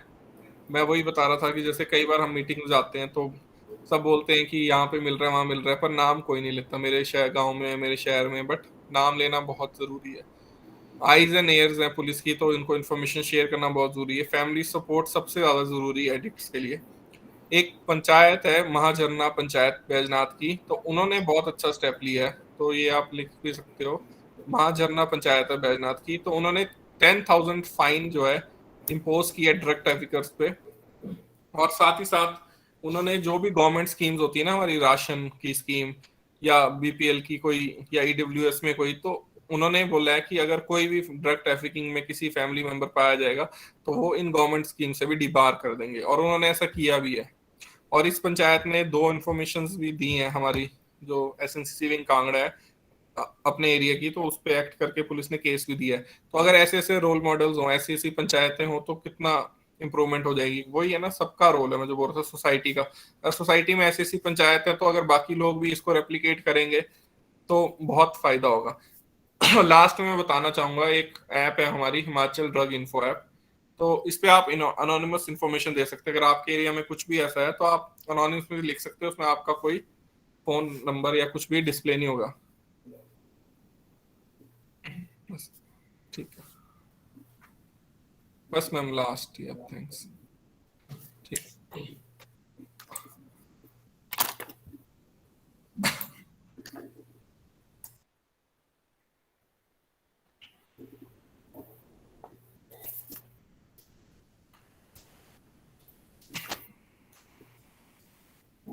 I must say, Frank, I'm yet to come across such a homework done by you. It was अभी really किया था बस, ऐसा कुछ नहीं है। amazing. Very homework, but कितने apt professionalism से. But friends, you must know, मैंने beginning में formally introduce नहीं किया, but he by this time you must have realized he's a person of golden heart. He's a gem of a person, very fine human being, a professional who is working with 100% devotion and integrity, as you must have seen. He's a very helping nature individual who is coming out of his comfort zone and helping each other. He has been associated with even Robin Hood Army itself. He has worked with number of voluntary sectors also. And when this type of human being will provide services, now you can well imagine what all innovative, proactive steps he has taken. And I must congratulate for breaking Caesar also. But I'm still in, there are two emotions, contradictory emotions I'm experiencing. One way, I'm very happy, feeling very privileged for all my, students, that they have been mentored by you, especially on this topic. But at the same time, it really, pains that this issue has been penetrated deep, and it requires lot of integration. But I'm sure the people like you, having a very sensitive, considerate attitude, you will definitely mark that impact, that you have made us realize that not as aspirant, not as mentor, but as the member of the society. You see, it is our prime duty to become ear and eye of the police. Right? So my words, I wish I have enough words to नहीं express नहीं ma'am, ऐसा कुछ नहीं है। आई them. Felt happy कि मुझे मौका मिला। मैं पहली बार कर रहा हूँ ऐसे प्रेजेंट ना, तो ऐसा कुछ नहीं है। ऐसे इतनी कॉलेज प्रैक्टिकल स्कूल वे में से, तो करते हैं। इतने नेचुरल वे से, इतने नहीं, एक्चुअली हेल्प ये हुई कि इन सब ने क्वेश्चंस भेज दिए थे ना, तो मैंने फिर वो प्रेजेंटेशन उस हिसाब से बनाई, तो is so काफी हेल्प हो humbling गई। on your part. It is so हाँ। being so humble. हाँ, नहीं इसका भी नहीं क्रेडिट जो है वो भी हमारे इसको एस्पिरेंट्स को चला जाएगा. नहीं नहीं, ऐसा कुछ नहीं है। So friends, अगर इनके कोई डाउट्स हैं तो पूछ लो, अभी हाँ, भी ऐसा आप कुछ नहीं है। what do you think? How was the experience? If you have any question, he is not tired as yet. He's still available. Amazing. नहीं नहीं, I am free. Good evening, sir. Atul has raised his hand. Atul, please switch on your camera and ask your question. Sir इतनी सारी जो आपने information provide करी sir, पहले उसके लिए थैंक यू। नहीं नहीं, सर ऐसा मैं कुछ ये बात जानना चाहता हूँ सर कि जो ये आप पकड़ते हैं जो भी ड्रग, सर उसके बाद आप उसको डिस्पोज मैकेनिज्म क्या होगा सर उसका? इसका ना डिस्पोजल होता है हमारा। 2012 में एक स्टैंडिंग ऑर्डर बना है पुलिस का ना, तो उसमें क्वांटिटी दी गई है, जैसे 100 kg ऑफ कैनबिस है तो उसके डिस्पोजल जो है वो डिस्ट्रिक्ट लेवल पे ही हो जाता है, 100 kg ऑफ कैनबिस। और पर्टिकुलर हीरोइन का भी दिया, वो मुझे याद नहीं है। तो एसपी लेवल के अंडर कमेटी बनती है, तो एसपी तो हेड होगा ही होगा। और जिस भी पुलिस स्टेशन का वो कैनबिस होगा ना, उसका एसएचओ और उसका जो डीएसपी होगा, जो भी उसको सुपरवाइज कर रहा है, वो मेंबर्स होंगे। तो इसमें थोड़ा टेक्निकल है, इसमें हमें ना कोर्ट से पहले परमिशन लेने पड़ती है। तो जो जितना जैसे क्वांटिटी है तो उसमें से हम सैंपल निकाल लेते हैं, ताकि वो केस में रिक्वायर्ड होता है ना बाद में, तो वो सैंपल कोर्ट निकाल के हमें दे देता है। और जो बाकी क्वांटिटी बच जाती है उसको हम फिर जब आफ्टर 30 डेज जब हो जाते हैं तो हम उसको डिस्पोज करने का करते हैं, क्योंकि डिस्पोजल बहुत जरूरी है, क्योंकि हमारे जो स्टोरेज रूम होते हैं ना, माल खाना कहते हैं, वो भर जाते हैं इनसे।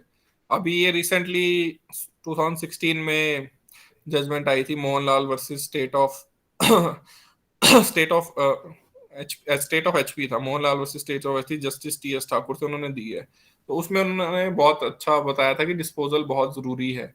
नहीं तो अगर वो जजमेंट नहीं आती तो डिस्पोजल होना नहीं था, वो हमारे माल खाने बढ़ते जाते, क्योंकि इसमें लोग सुप्रीम कोर्ट तक जाते हैं तो 20 साल भी लग जाते हैं। तो कैनबिस के साथ एक और इशू है कि वो सूख जाता है ना, तो उसकी क्वांटिटी कम हो जाती है। हमने 1 किलो पकड़ा होगा ना, तो वो अपने आप 800 ग्राम हो जाता है, क्योंकि वो ऑयल कंटेंट सूखता जाता है ना। तो इसको डिस्पोज करने का यही तरीका है कि प्रॉपर वो बनती है, एक कमेटी बनेगी, वो पूरा चेक करेगी कि उसको क्वांटिटी फिर मेजर करेगी कि अच्छा इतनी है, वो लिखेगी। फिर उसका हर हर एक केस का ऑर्डर होगा, क्योंकि वो कोर्ट में भी हमें देने पड़ेगी ना कॉपी, क्योंकि हमने डिस्पोज कर दिया, वो बताना पड़ेगा। फिर हम मीडिया को बुलाते हैं और खुद भी वीडियोग्राफी करते हैं और फिर जलाते हैं उसको, यही है। और लेकिन ओपीएम नहीं जलता है। ओपीएम जो है वो मेडिसिनली बहुत यूजफुल है। तो ओपीएम जो है वो एल्कलॉइड फैक्ट्री है हमारी नीमुंज में, हम वहां भेज देते हैं। वो भी उसी तरह एक पूरा रिपोर्ट बनाते हैं, और वो ओपियोइड फैक्ट्री है हमारी नीमुंज एमपी में।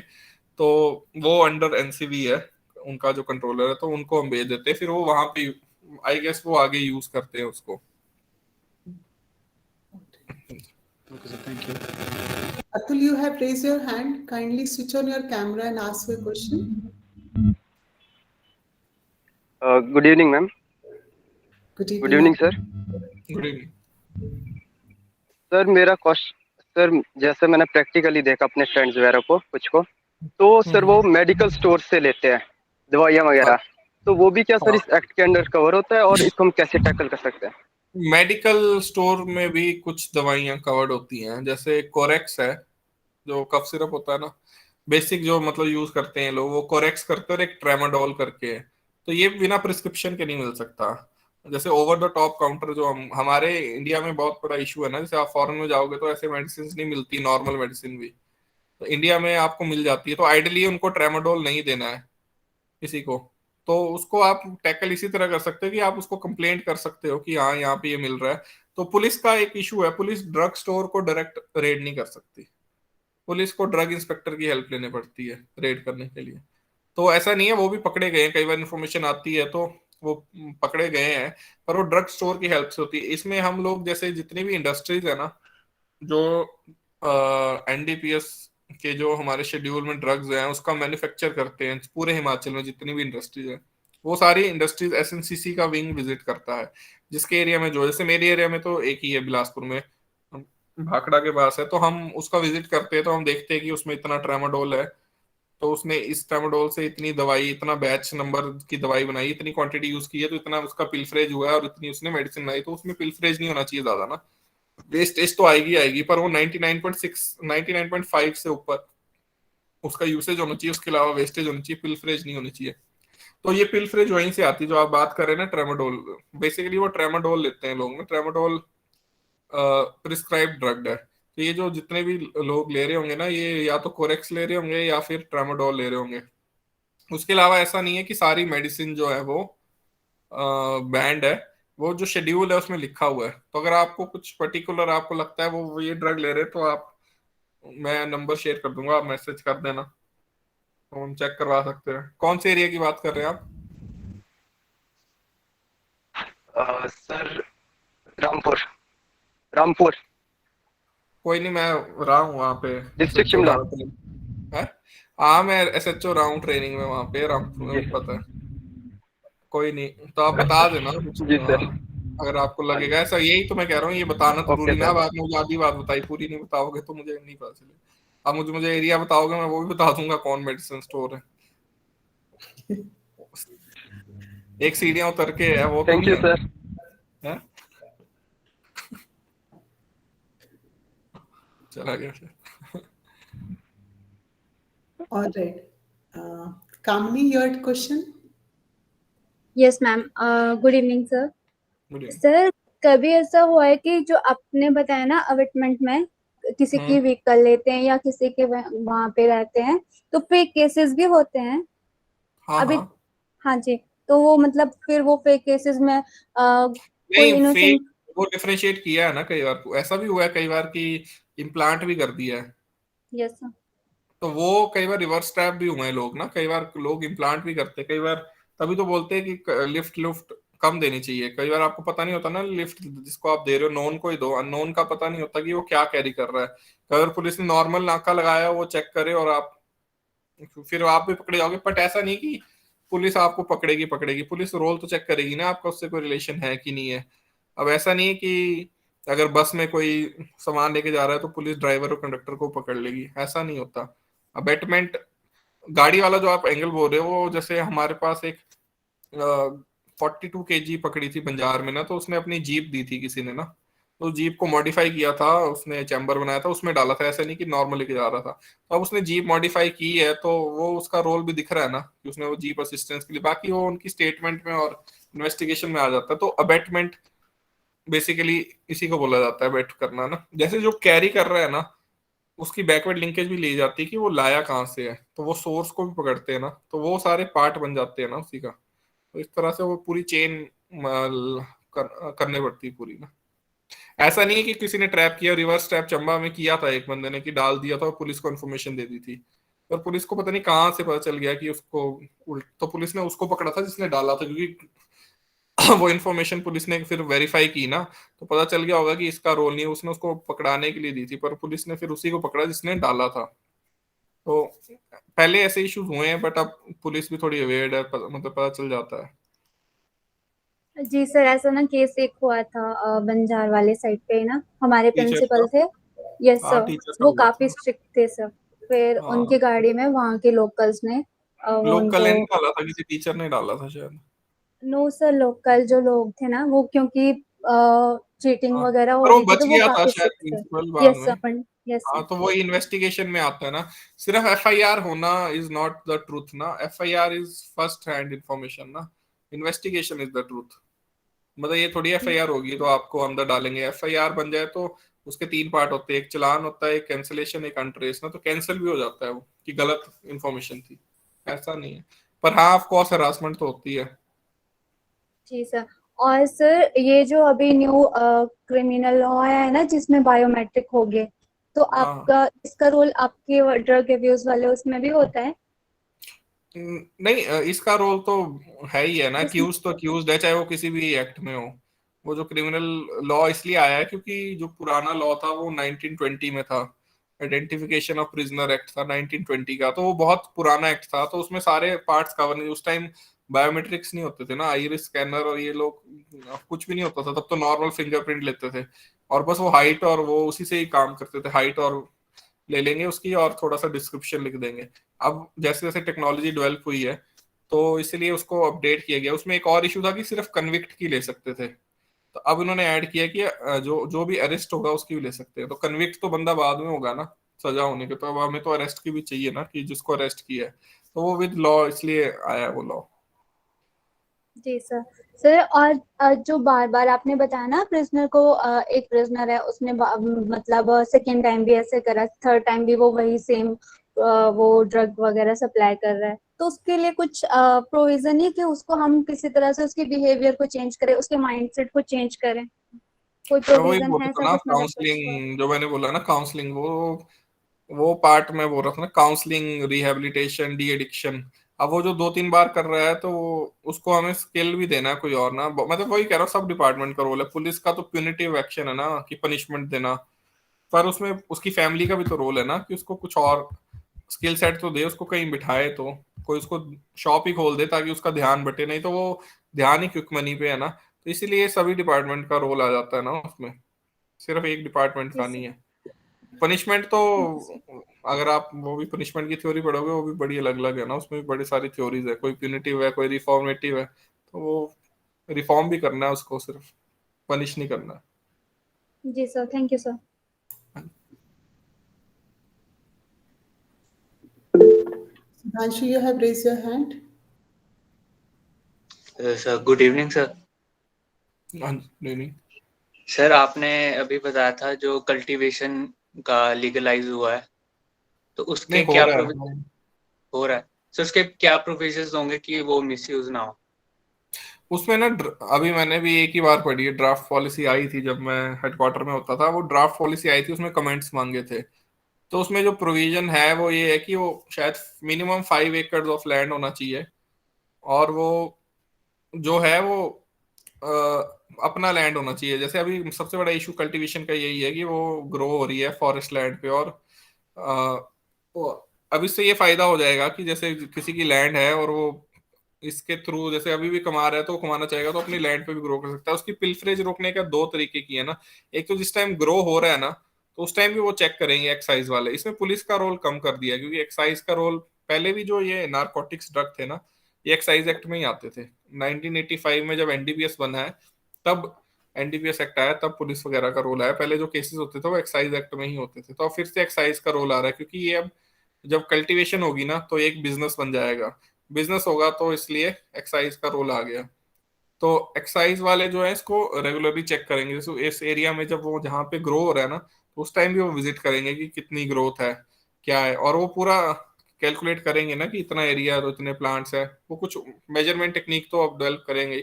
और उसके बाद ऐसा नहीं है कि वो खुद उखाड़ेगा और किसी गाड़ी में डाल देगा और चले जाएगा, वो एक्साइज वालों से कुछ ना कुछ, जैसे माइनिंग भी होती है ना, तो माइनिंग डिपार्टमेंट एक फॉर्म देता है तभी आप माइनिंग का जो मटेरियल लेके जा सकते हो, तो वो भी एक सिक्योर्ड एनवायरनमेंट में जाएगा। जो उसकी उसको चेक करने की पावर पुलिस को दी गई है।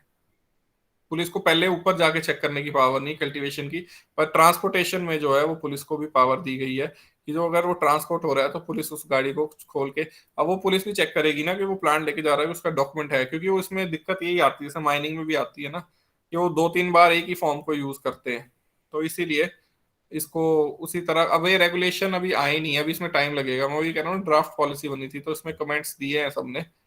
तो इसका तरीका ये एक चेक करना जब वो बन रहा है, और दूसरा रूट पे चेक करना, क्योंकि ये B2B जाना चाहिए ना, जैसे बिजनेस टू बिजनेस, मतलब डायरेक्ट बिजनेस कंपनी के पास जाएगा, प्लांट जाएगा, नॉट कैनबिस ऑयल और कैनबिस चरस, वो नहीं जाएगी प्लांट, वो प्लांट ही जाएगा, वो खुद उससे रेजिन कंटेंट निकाल लेंगे, क्योंकि वैल्यू रेजिन की है कैनबिस में ना। जैसे पत्ते होते हैं, पत्ते तो वो गांजा जो होता है वो उसकी वैल्यू अलग है, वो उनमें रेजिन कंटेंट ही नहीं होता, वैल्यू है रेजिन की, तो वो रेजिन ही चला जाएगा तो फिर वो कैनबिस प्लांट की वैल्यू खत्म हो जाएगी ना। Thank you. We have next question from Amit. Amit, पूछो बेटा अपना सवाल। Good evening sir. Good sir evening. एक छोटा सा डाउट था, आपने एडिक्शन से रिलेटेड बात की थी, तो सर जो हाँ। एडिक्शन का है सर, इसमें कोई स्टेजेस सेट होते हैं कि हम किस पर्टिकुलर स्टेज तक आके हम इसको एडिक्शन डिक्लेयर करते हैं? फॉर एग्जांपल जैसे किसी ने एक बार ही ले लिया है, आपने कहा कि शुरुआत होती है कि ही टेक्स वंस फिर सेकंड, मतलब कि कोई एक बारी दो बारी लेके अगर छोड़ लेता है तो वो एडिक्शन की कैटेगरी में आएगा या otherwise it will be excluded?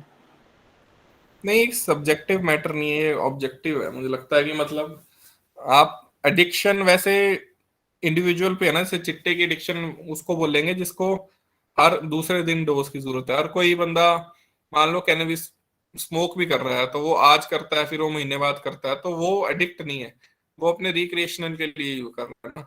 Addiction का मतलब क्या है, जैसे हम आजकल फोन की एडिक्शन है ना कि हम हर 5 मिनट बाद फोन उठाते हैं, एडिक्शन है कि रेगुलर हम वही चीज, जैसे वो उसके बिना जी नहीं पा रहा है। जैसे आप बोल रहे हैं ना चिटा है, होता क्या है कि वो बंदा, उसको हम जो ये वर्ड यूज करते हैं वो तोड़ बोलते हैं, उसको तोड़ पड़ता है, तोड़ पड़ता है मतलब उसका शरीर ना टूटने लग जाता है और उसको बहुत ज्यादा दर्द होती है, तो उसको या तो आपको हॉस्पिटल तो लेके जाना ही पड़ेगा या फिर आपको उसको डोज फिर से देने पड़ेगी। इसीलिए तो हॉस्पिटल वाले ऐसा नहीं है, वो भी कुछ पर्टिकुलर प्रिस्क्राइब ड्रग ही देते हैं जिसमें शायद सिमिलर कंटेंट होता है पर वो लेसर क्वांटिटी में होता है, वो धीरे धीरे फिर उसकी एडिक्शन को खत्म करते हैं।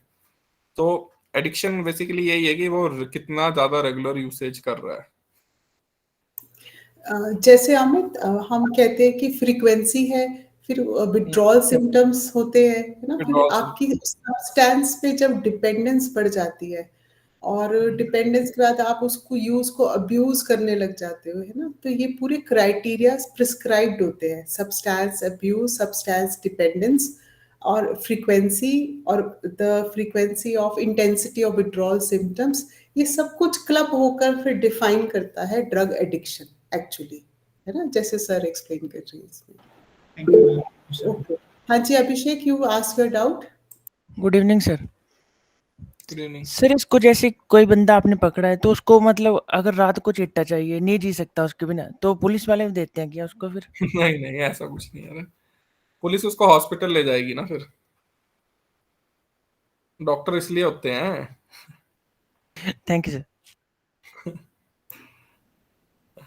क्योंकि उसको बचाना भी है ना, नहीं तो डॉक्टर, यही तो पहली बार जब किसी को अरेस्ट करते हैं सबसे पहले डॉक्टर के पास ही लेके जाते हैं, ताकि उसका मेडिकल होता है कि बाद में ये ना बोले पुलिस ने पीट दिया, तो इसलिए पहले उसका चेकअप कराते हैं कि हाँ ठीक है। Neha please ask your doubt. I think हम सर का बहुत ज्यादा डिनर टाइम भी ले लेंगे, तो क्विकली आस्क योर डाउट। नहीं नहीं, गुड खुद ही इवनिंग बनाना है सर। अभी डिनर। सर वैसे तो सारे डाउट क्लियर हो गए हैं, बस एक छोटा सा डाउट ही है, या मैं पर्सनली ये पूछना चाहती हूँ कि सर जैसे काफ़ी सारे चैलेंजेस फेस करने पड़ते हैं,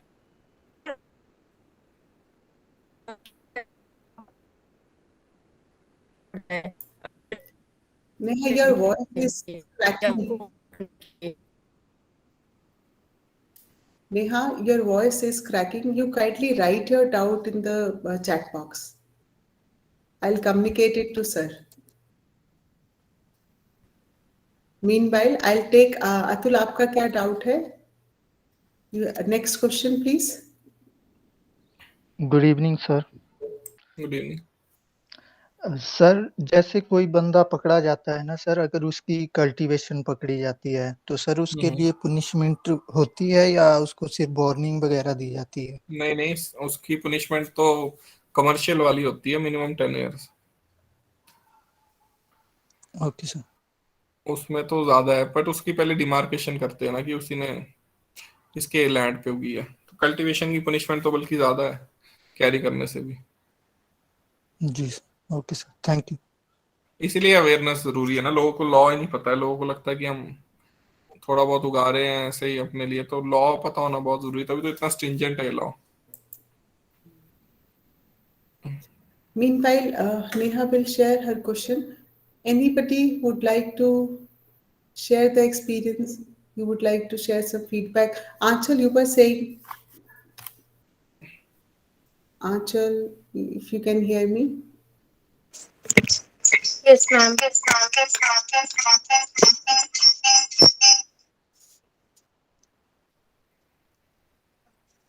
Am I audible, ma'am? हाँ जी, very much loud and clear. Good evening, ma'am. Good evening, sir. And I would really like to thank from core of my heart for such an enlightening session, because you have given such a different dimensions to what we read in the newspapers and what we hear actually. So like different dimensions, like the traditional acceptance and the situation of rehabilitation centers.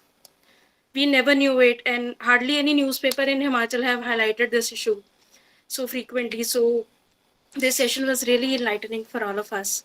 Thank you very much. And this session is really going to act like an edge if we write any question related to drug menace in Himachal. Thank you very much, sir. Thank you.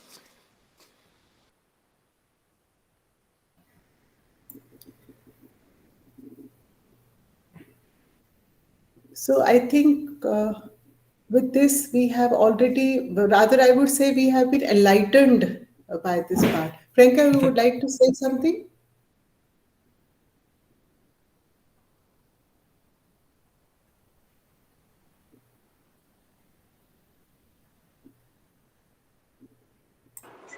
Ma'am, I would like to thank sir for this session. It was really enlightening and informative.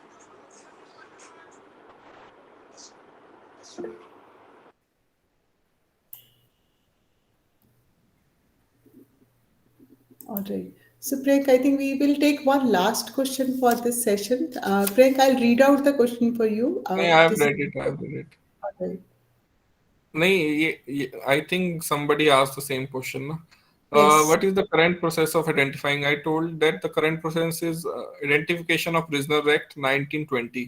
उसमें section 4 और section 5 है. उसके basis पे हम अभी सिर्फ convicts को कर सकते हैं. जो मैं बोल रहा था ना कि कन्विक्ट्स के जो हम आइडेंटिफिकेशन के लिए जो उसकी फोटोग्राफ लेते थे, हाइट लेते थे, उसके स्ट्रक्चर वगैरह जो मेजर करते थे, वो सिर्फ कन्विक्ट्स का करते थे. तो विद टाइम जो है हमारा जो इन्वॉल्वमेंट हुई है हमें, क्योंकि अब आइरिस स्कैनर जो मैं बोल रहा था वो रीड करना, बायोमेट्रिक्स बहुत इंपॉर्टेंट हो गया. पहले तो हम नॉर्मल फिंगरप्रिंट्स लेते थे ना, तो हम बायोमेट्रिक्स भी लेते हैं ताकि रिकॉर्ड कीपिंग अच्छी हो. साथ ही साथ अब जो इसमें इसीलिए थोड़ा सा इसके अगेंस्ट भी लोग गए हैं कि मिसयूज ना हो. पर मिसयूज का इसमें है नहीं, क्योंकि डिटेंशन वालों का नहीं ले रहे हैं ना. तो इसमें सिर्फ जो भी अक्यूज्ड होंगे उनका लेंगे. वो होम मिनिस्टर ने क्लियर कर दिया था, क्योंकि लोगों को डाउट था कि पुलिस किसी को भी उठा के ले आएगी और उसका भी उसके भी जो भी उसकी आइडेंटिफिकेशन के लिए पैरामीटर्स है उसको भी कर लेगी. ऐसा कुछ नहीं है. उसमें सिर्फ जो भी अक्यूज्ड होगा उसी के पैरामीटर्स को जो है उसके पैरामीटर्स को पकड़ सेव करना बहुत जरूरी है. क्योंकि अब थोड़ा सा हाईटेक हो गया ना पुलिस की. अब जैसे चोर भी पकड़ना है तो फोन की लोकेशन देखती है पुलिस की, उस एरिया में किस किसका फोन चल रहा था. पर पहले ऐसा नहीं होता था ना. पहले की पुलिस इसलिए बेटर थी क्योंकि वो रिकॉर्ड रखती थी. उसको पता होता था कि कौन से चोर का कौन सा तरीका है. जैसे लोग बोलते थे ना पुलिस को पता है कि किसने चोरी की, वो इसलिए नहीं पता था कि पुलिस को बोल के जा रहा है वो चोरी करने. वो इसलिए पता था कि पुलिस को ये पता था कि इस पैटर्न से कौन सा चोर, क्योंकि चोर भी बहुत लिमिटेड थे ना. उसको पता था कि अच्छा ये दरवाजे से तोड़ के कौन घुसता है, और ये नहीं, ये रियलिटी है. मतलब इस जो हमने भी सीनियर से सीखा है, तो उनको पूरा पैटर्न पता होता था कि हथौड़ा कौन यूज करता है, कौन सा चोर जो है वो दरवाजे से घुसता है. तो वो पैटर्न होता था. तो वो पूरा उन्होंने डॉक्यूमेंट किया होता था. अब इसीलिए तो हम थोड़ा हाई लेवल हो रहे हैं, इसलिए हम ट्रेस करने में ज्यादा डिफिकल्ट हो रहा है. इसलिए ये रिकॉर्ड कीपिंग बहुत जरूरी है. किसी भी चीज की रिकॉर्ड कीपिंग बहुत ज्यादा जरूरी है. अभी आधार की वैल्यू इसीलिए बहुत ज्यादा है. पर अब आधार हम यूज नहीं कर पा रहे, हमें बहुत इश्यू आता है. जैसे हमें अनआइडेंटिफाइड डेड बॉडी मिलती है तो हम उसको आइडेंटिफाई नहीं कर पाते, चाहे उसकी फिंगरप्रिंट भी है. अब सुप्रीम कोर्ट अलाउ नहीं करता. बहुत मुश्किल होती है हमारे पास मर्डर केसेस ऐसे जिसमें हमें अभी तक ये नहीं पता विक्टिम कौन है, क्योंकि वो कोई बाहर से आके कितने लोग आ रहे हैं, टूरिस्ट आ रहे हैं, वो मार के चले जाते हैं. बट अगर सुप्रीम कोर्ट इतना सा लॉ कर दे कि लॉ एनफोर्समेंट एजेंसी को फॉर केस पर्पस, तो इतना इजी हो जाएगा. उसका हम फिंगरप्रिंट लगाएंगे, उसकी डिटेल आ जाएगी. आधार तो होगा ही ना. फॉरेनर्स का भी आधार है, नेपालीज का भी आधार है, बट एक जो बेचारा अनआइडेंटिफाइड डेड बॉडी, उसको तो हम आइडेंटिफाई नहीं कर पा रहे. इसीलिए ये बायोमेट्रिक्स और रिकॉर्ड कीपिंग बहुत जरूरी है.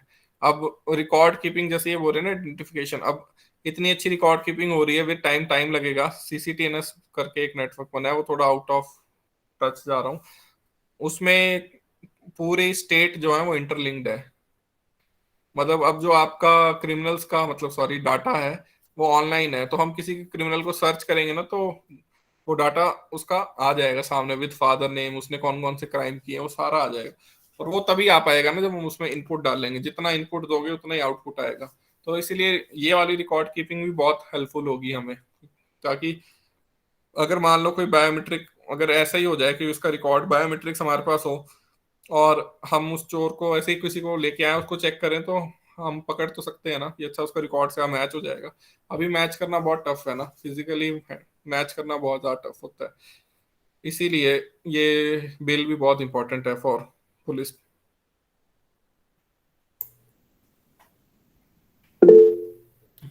All right. So I think we have taken your so much of time, but we'll keep inviting you so that No issues.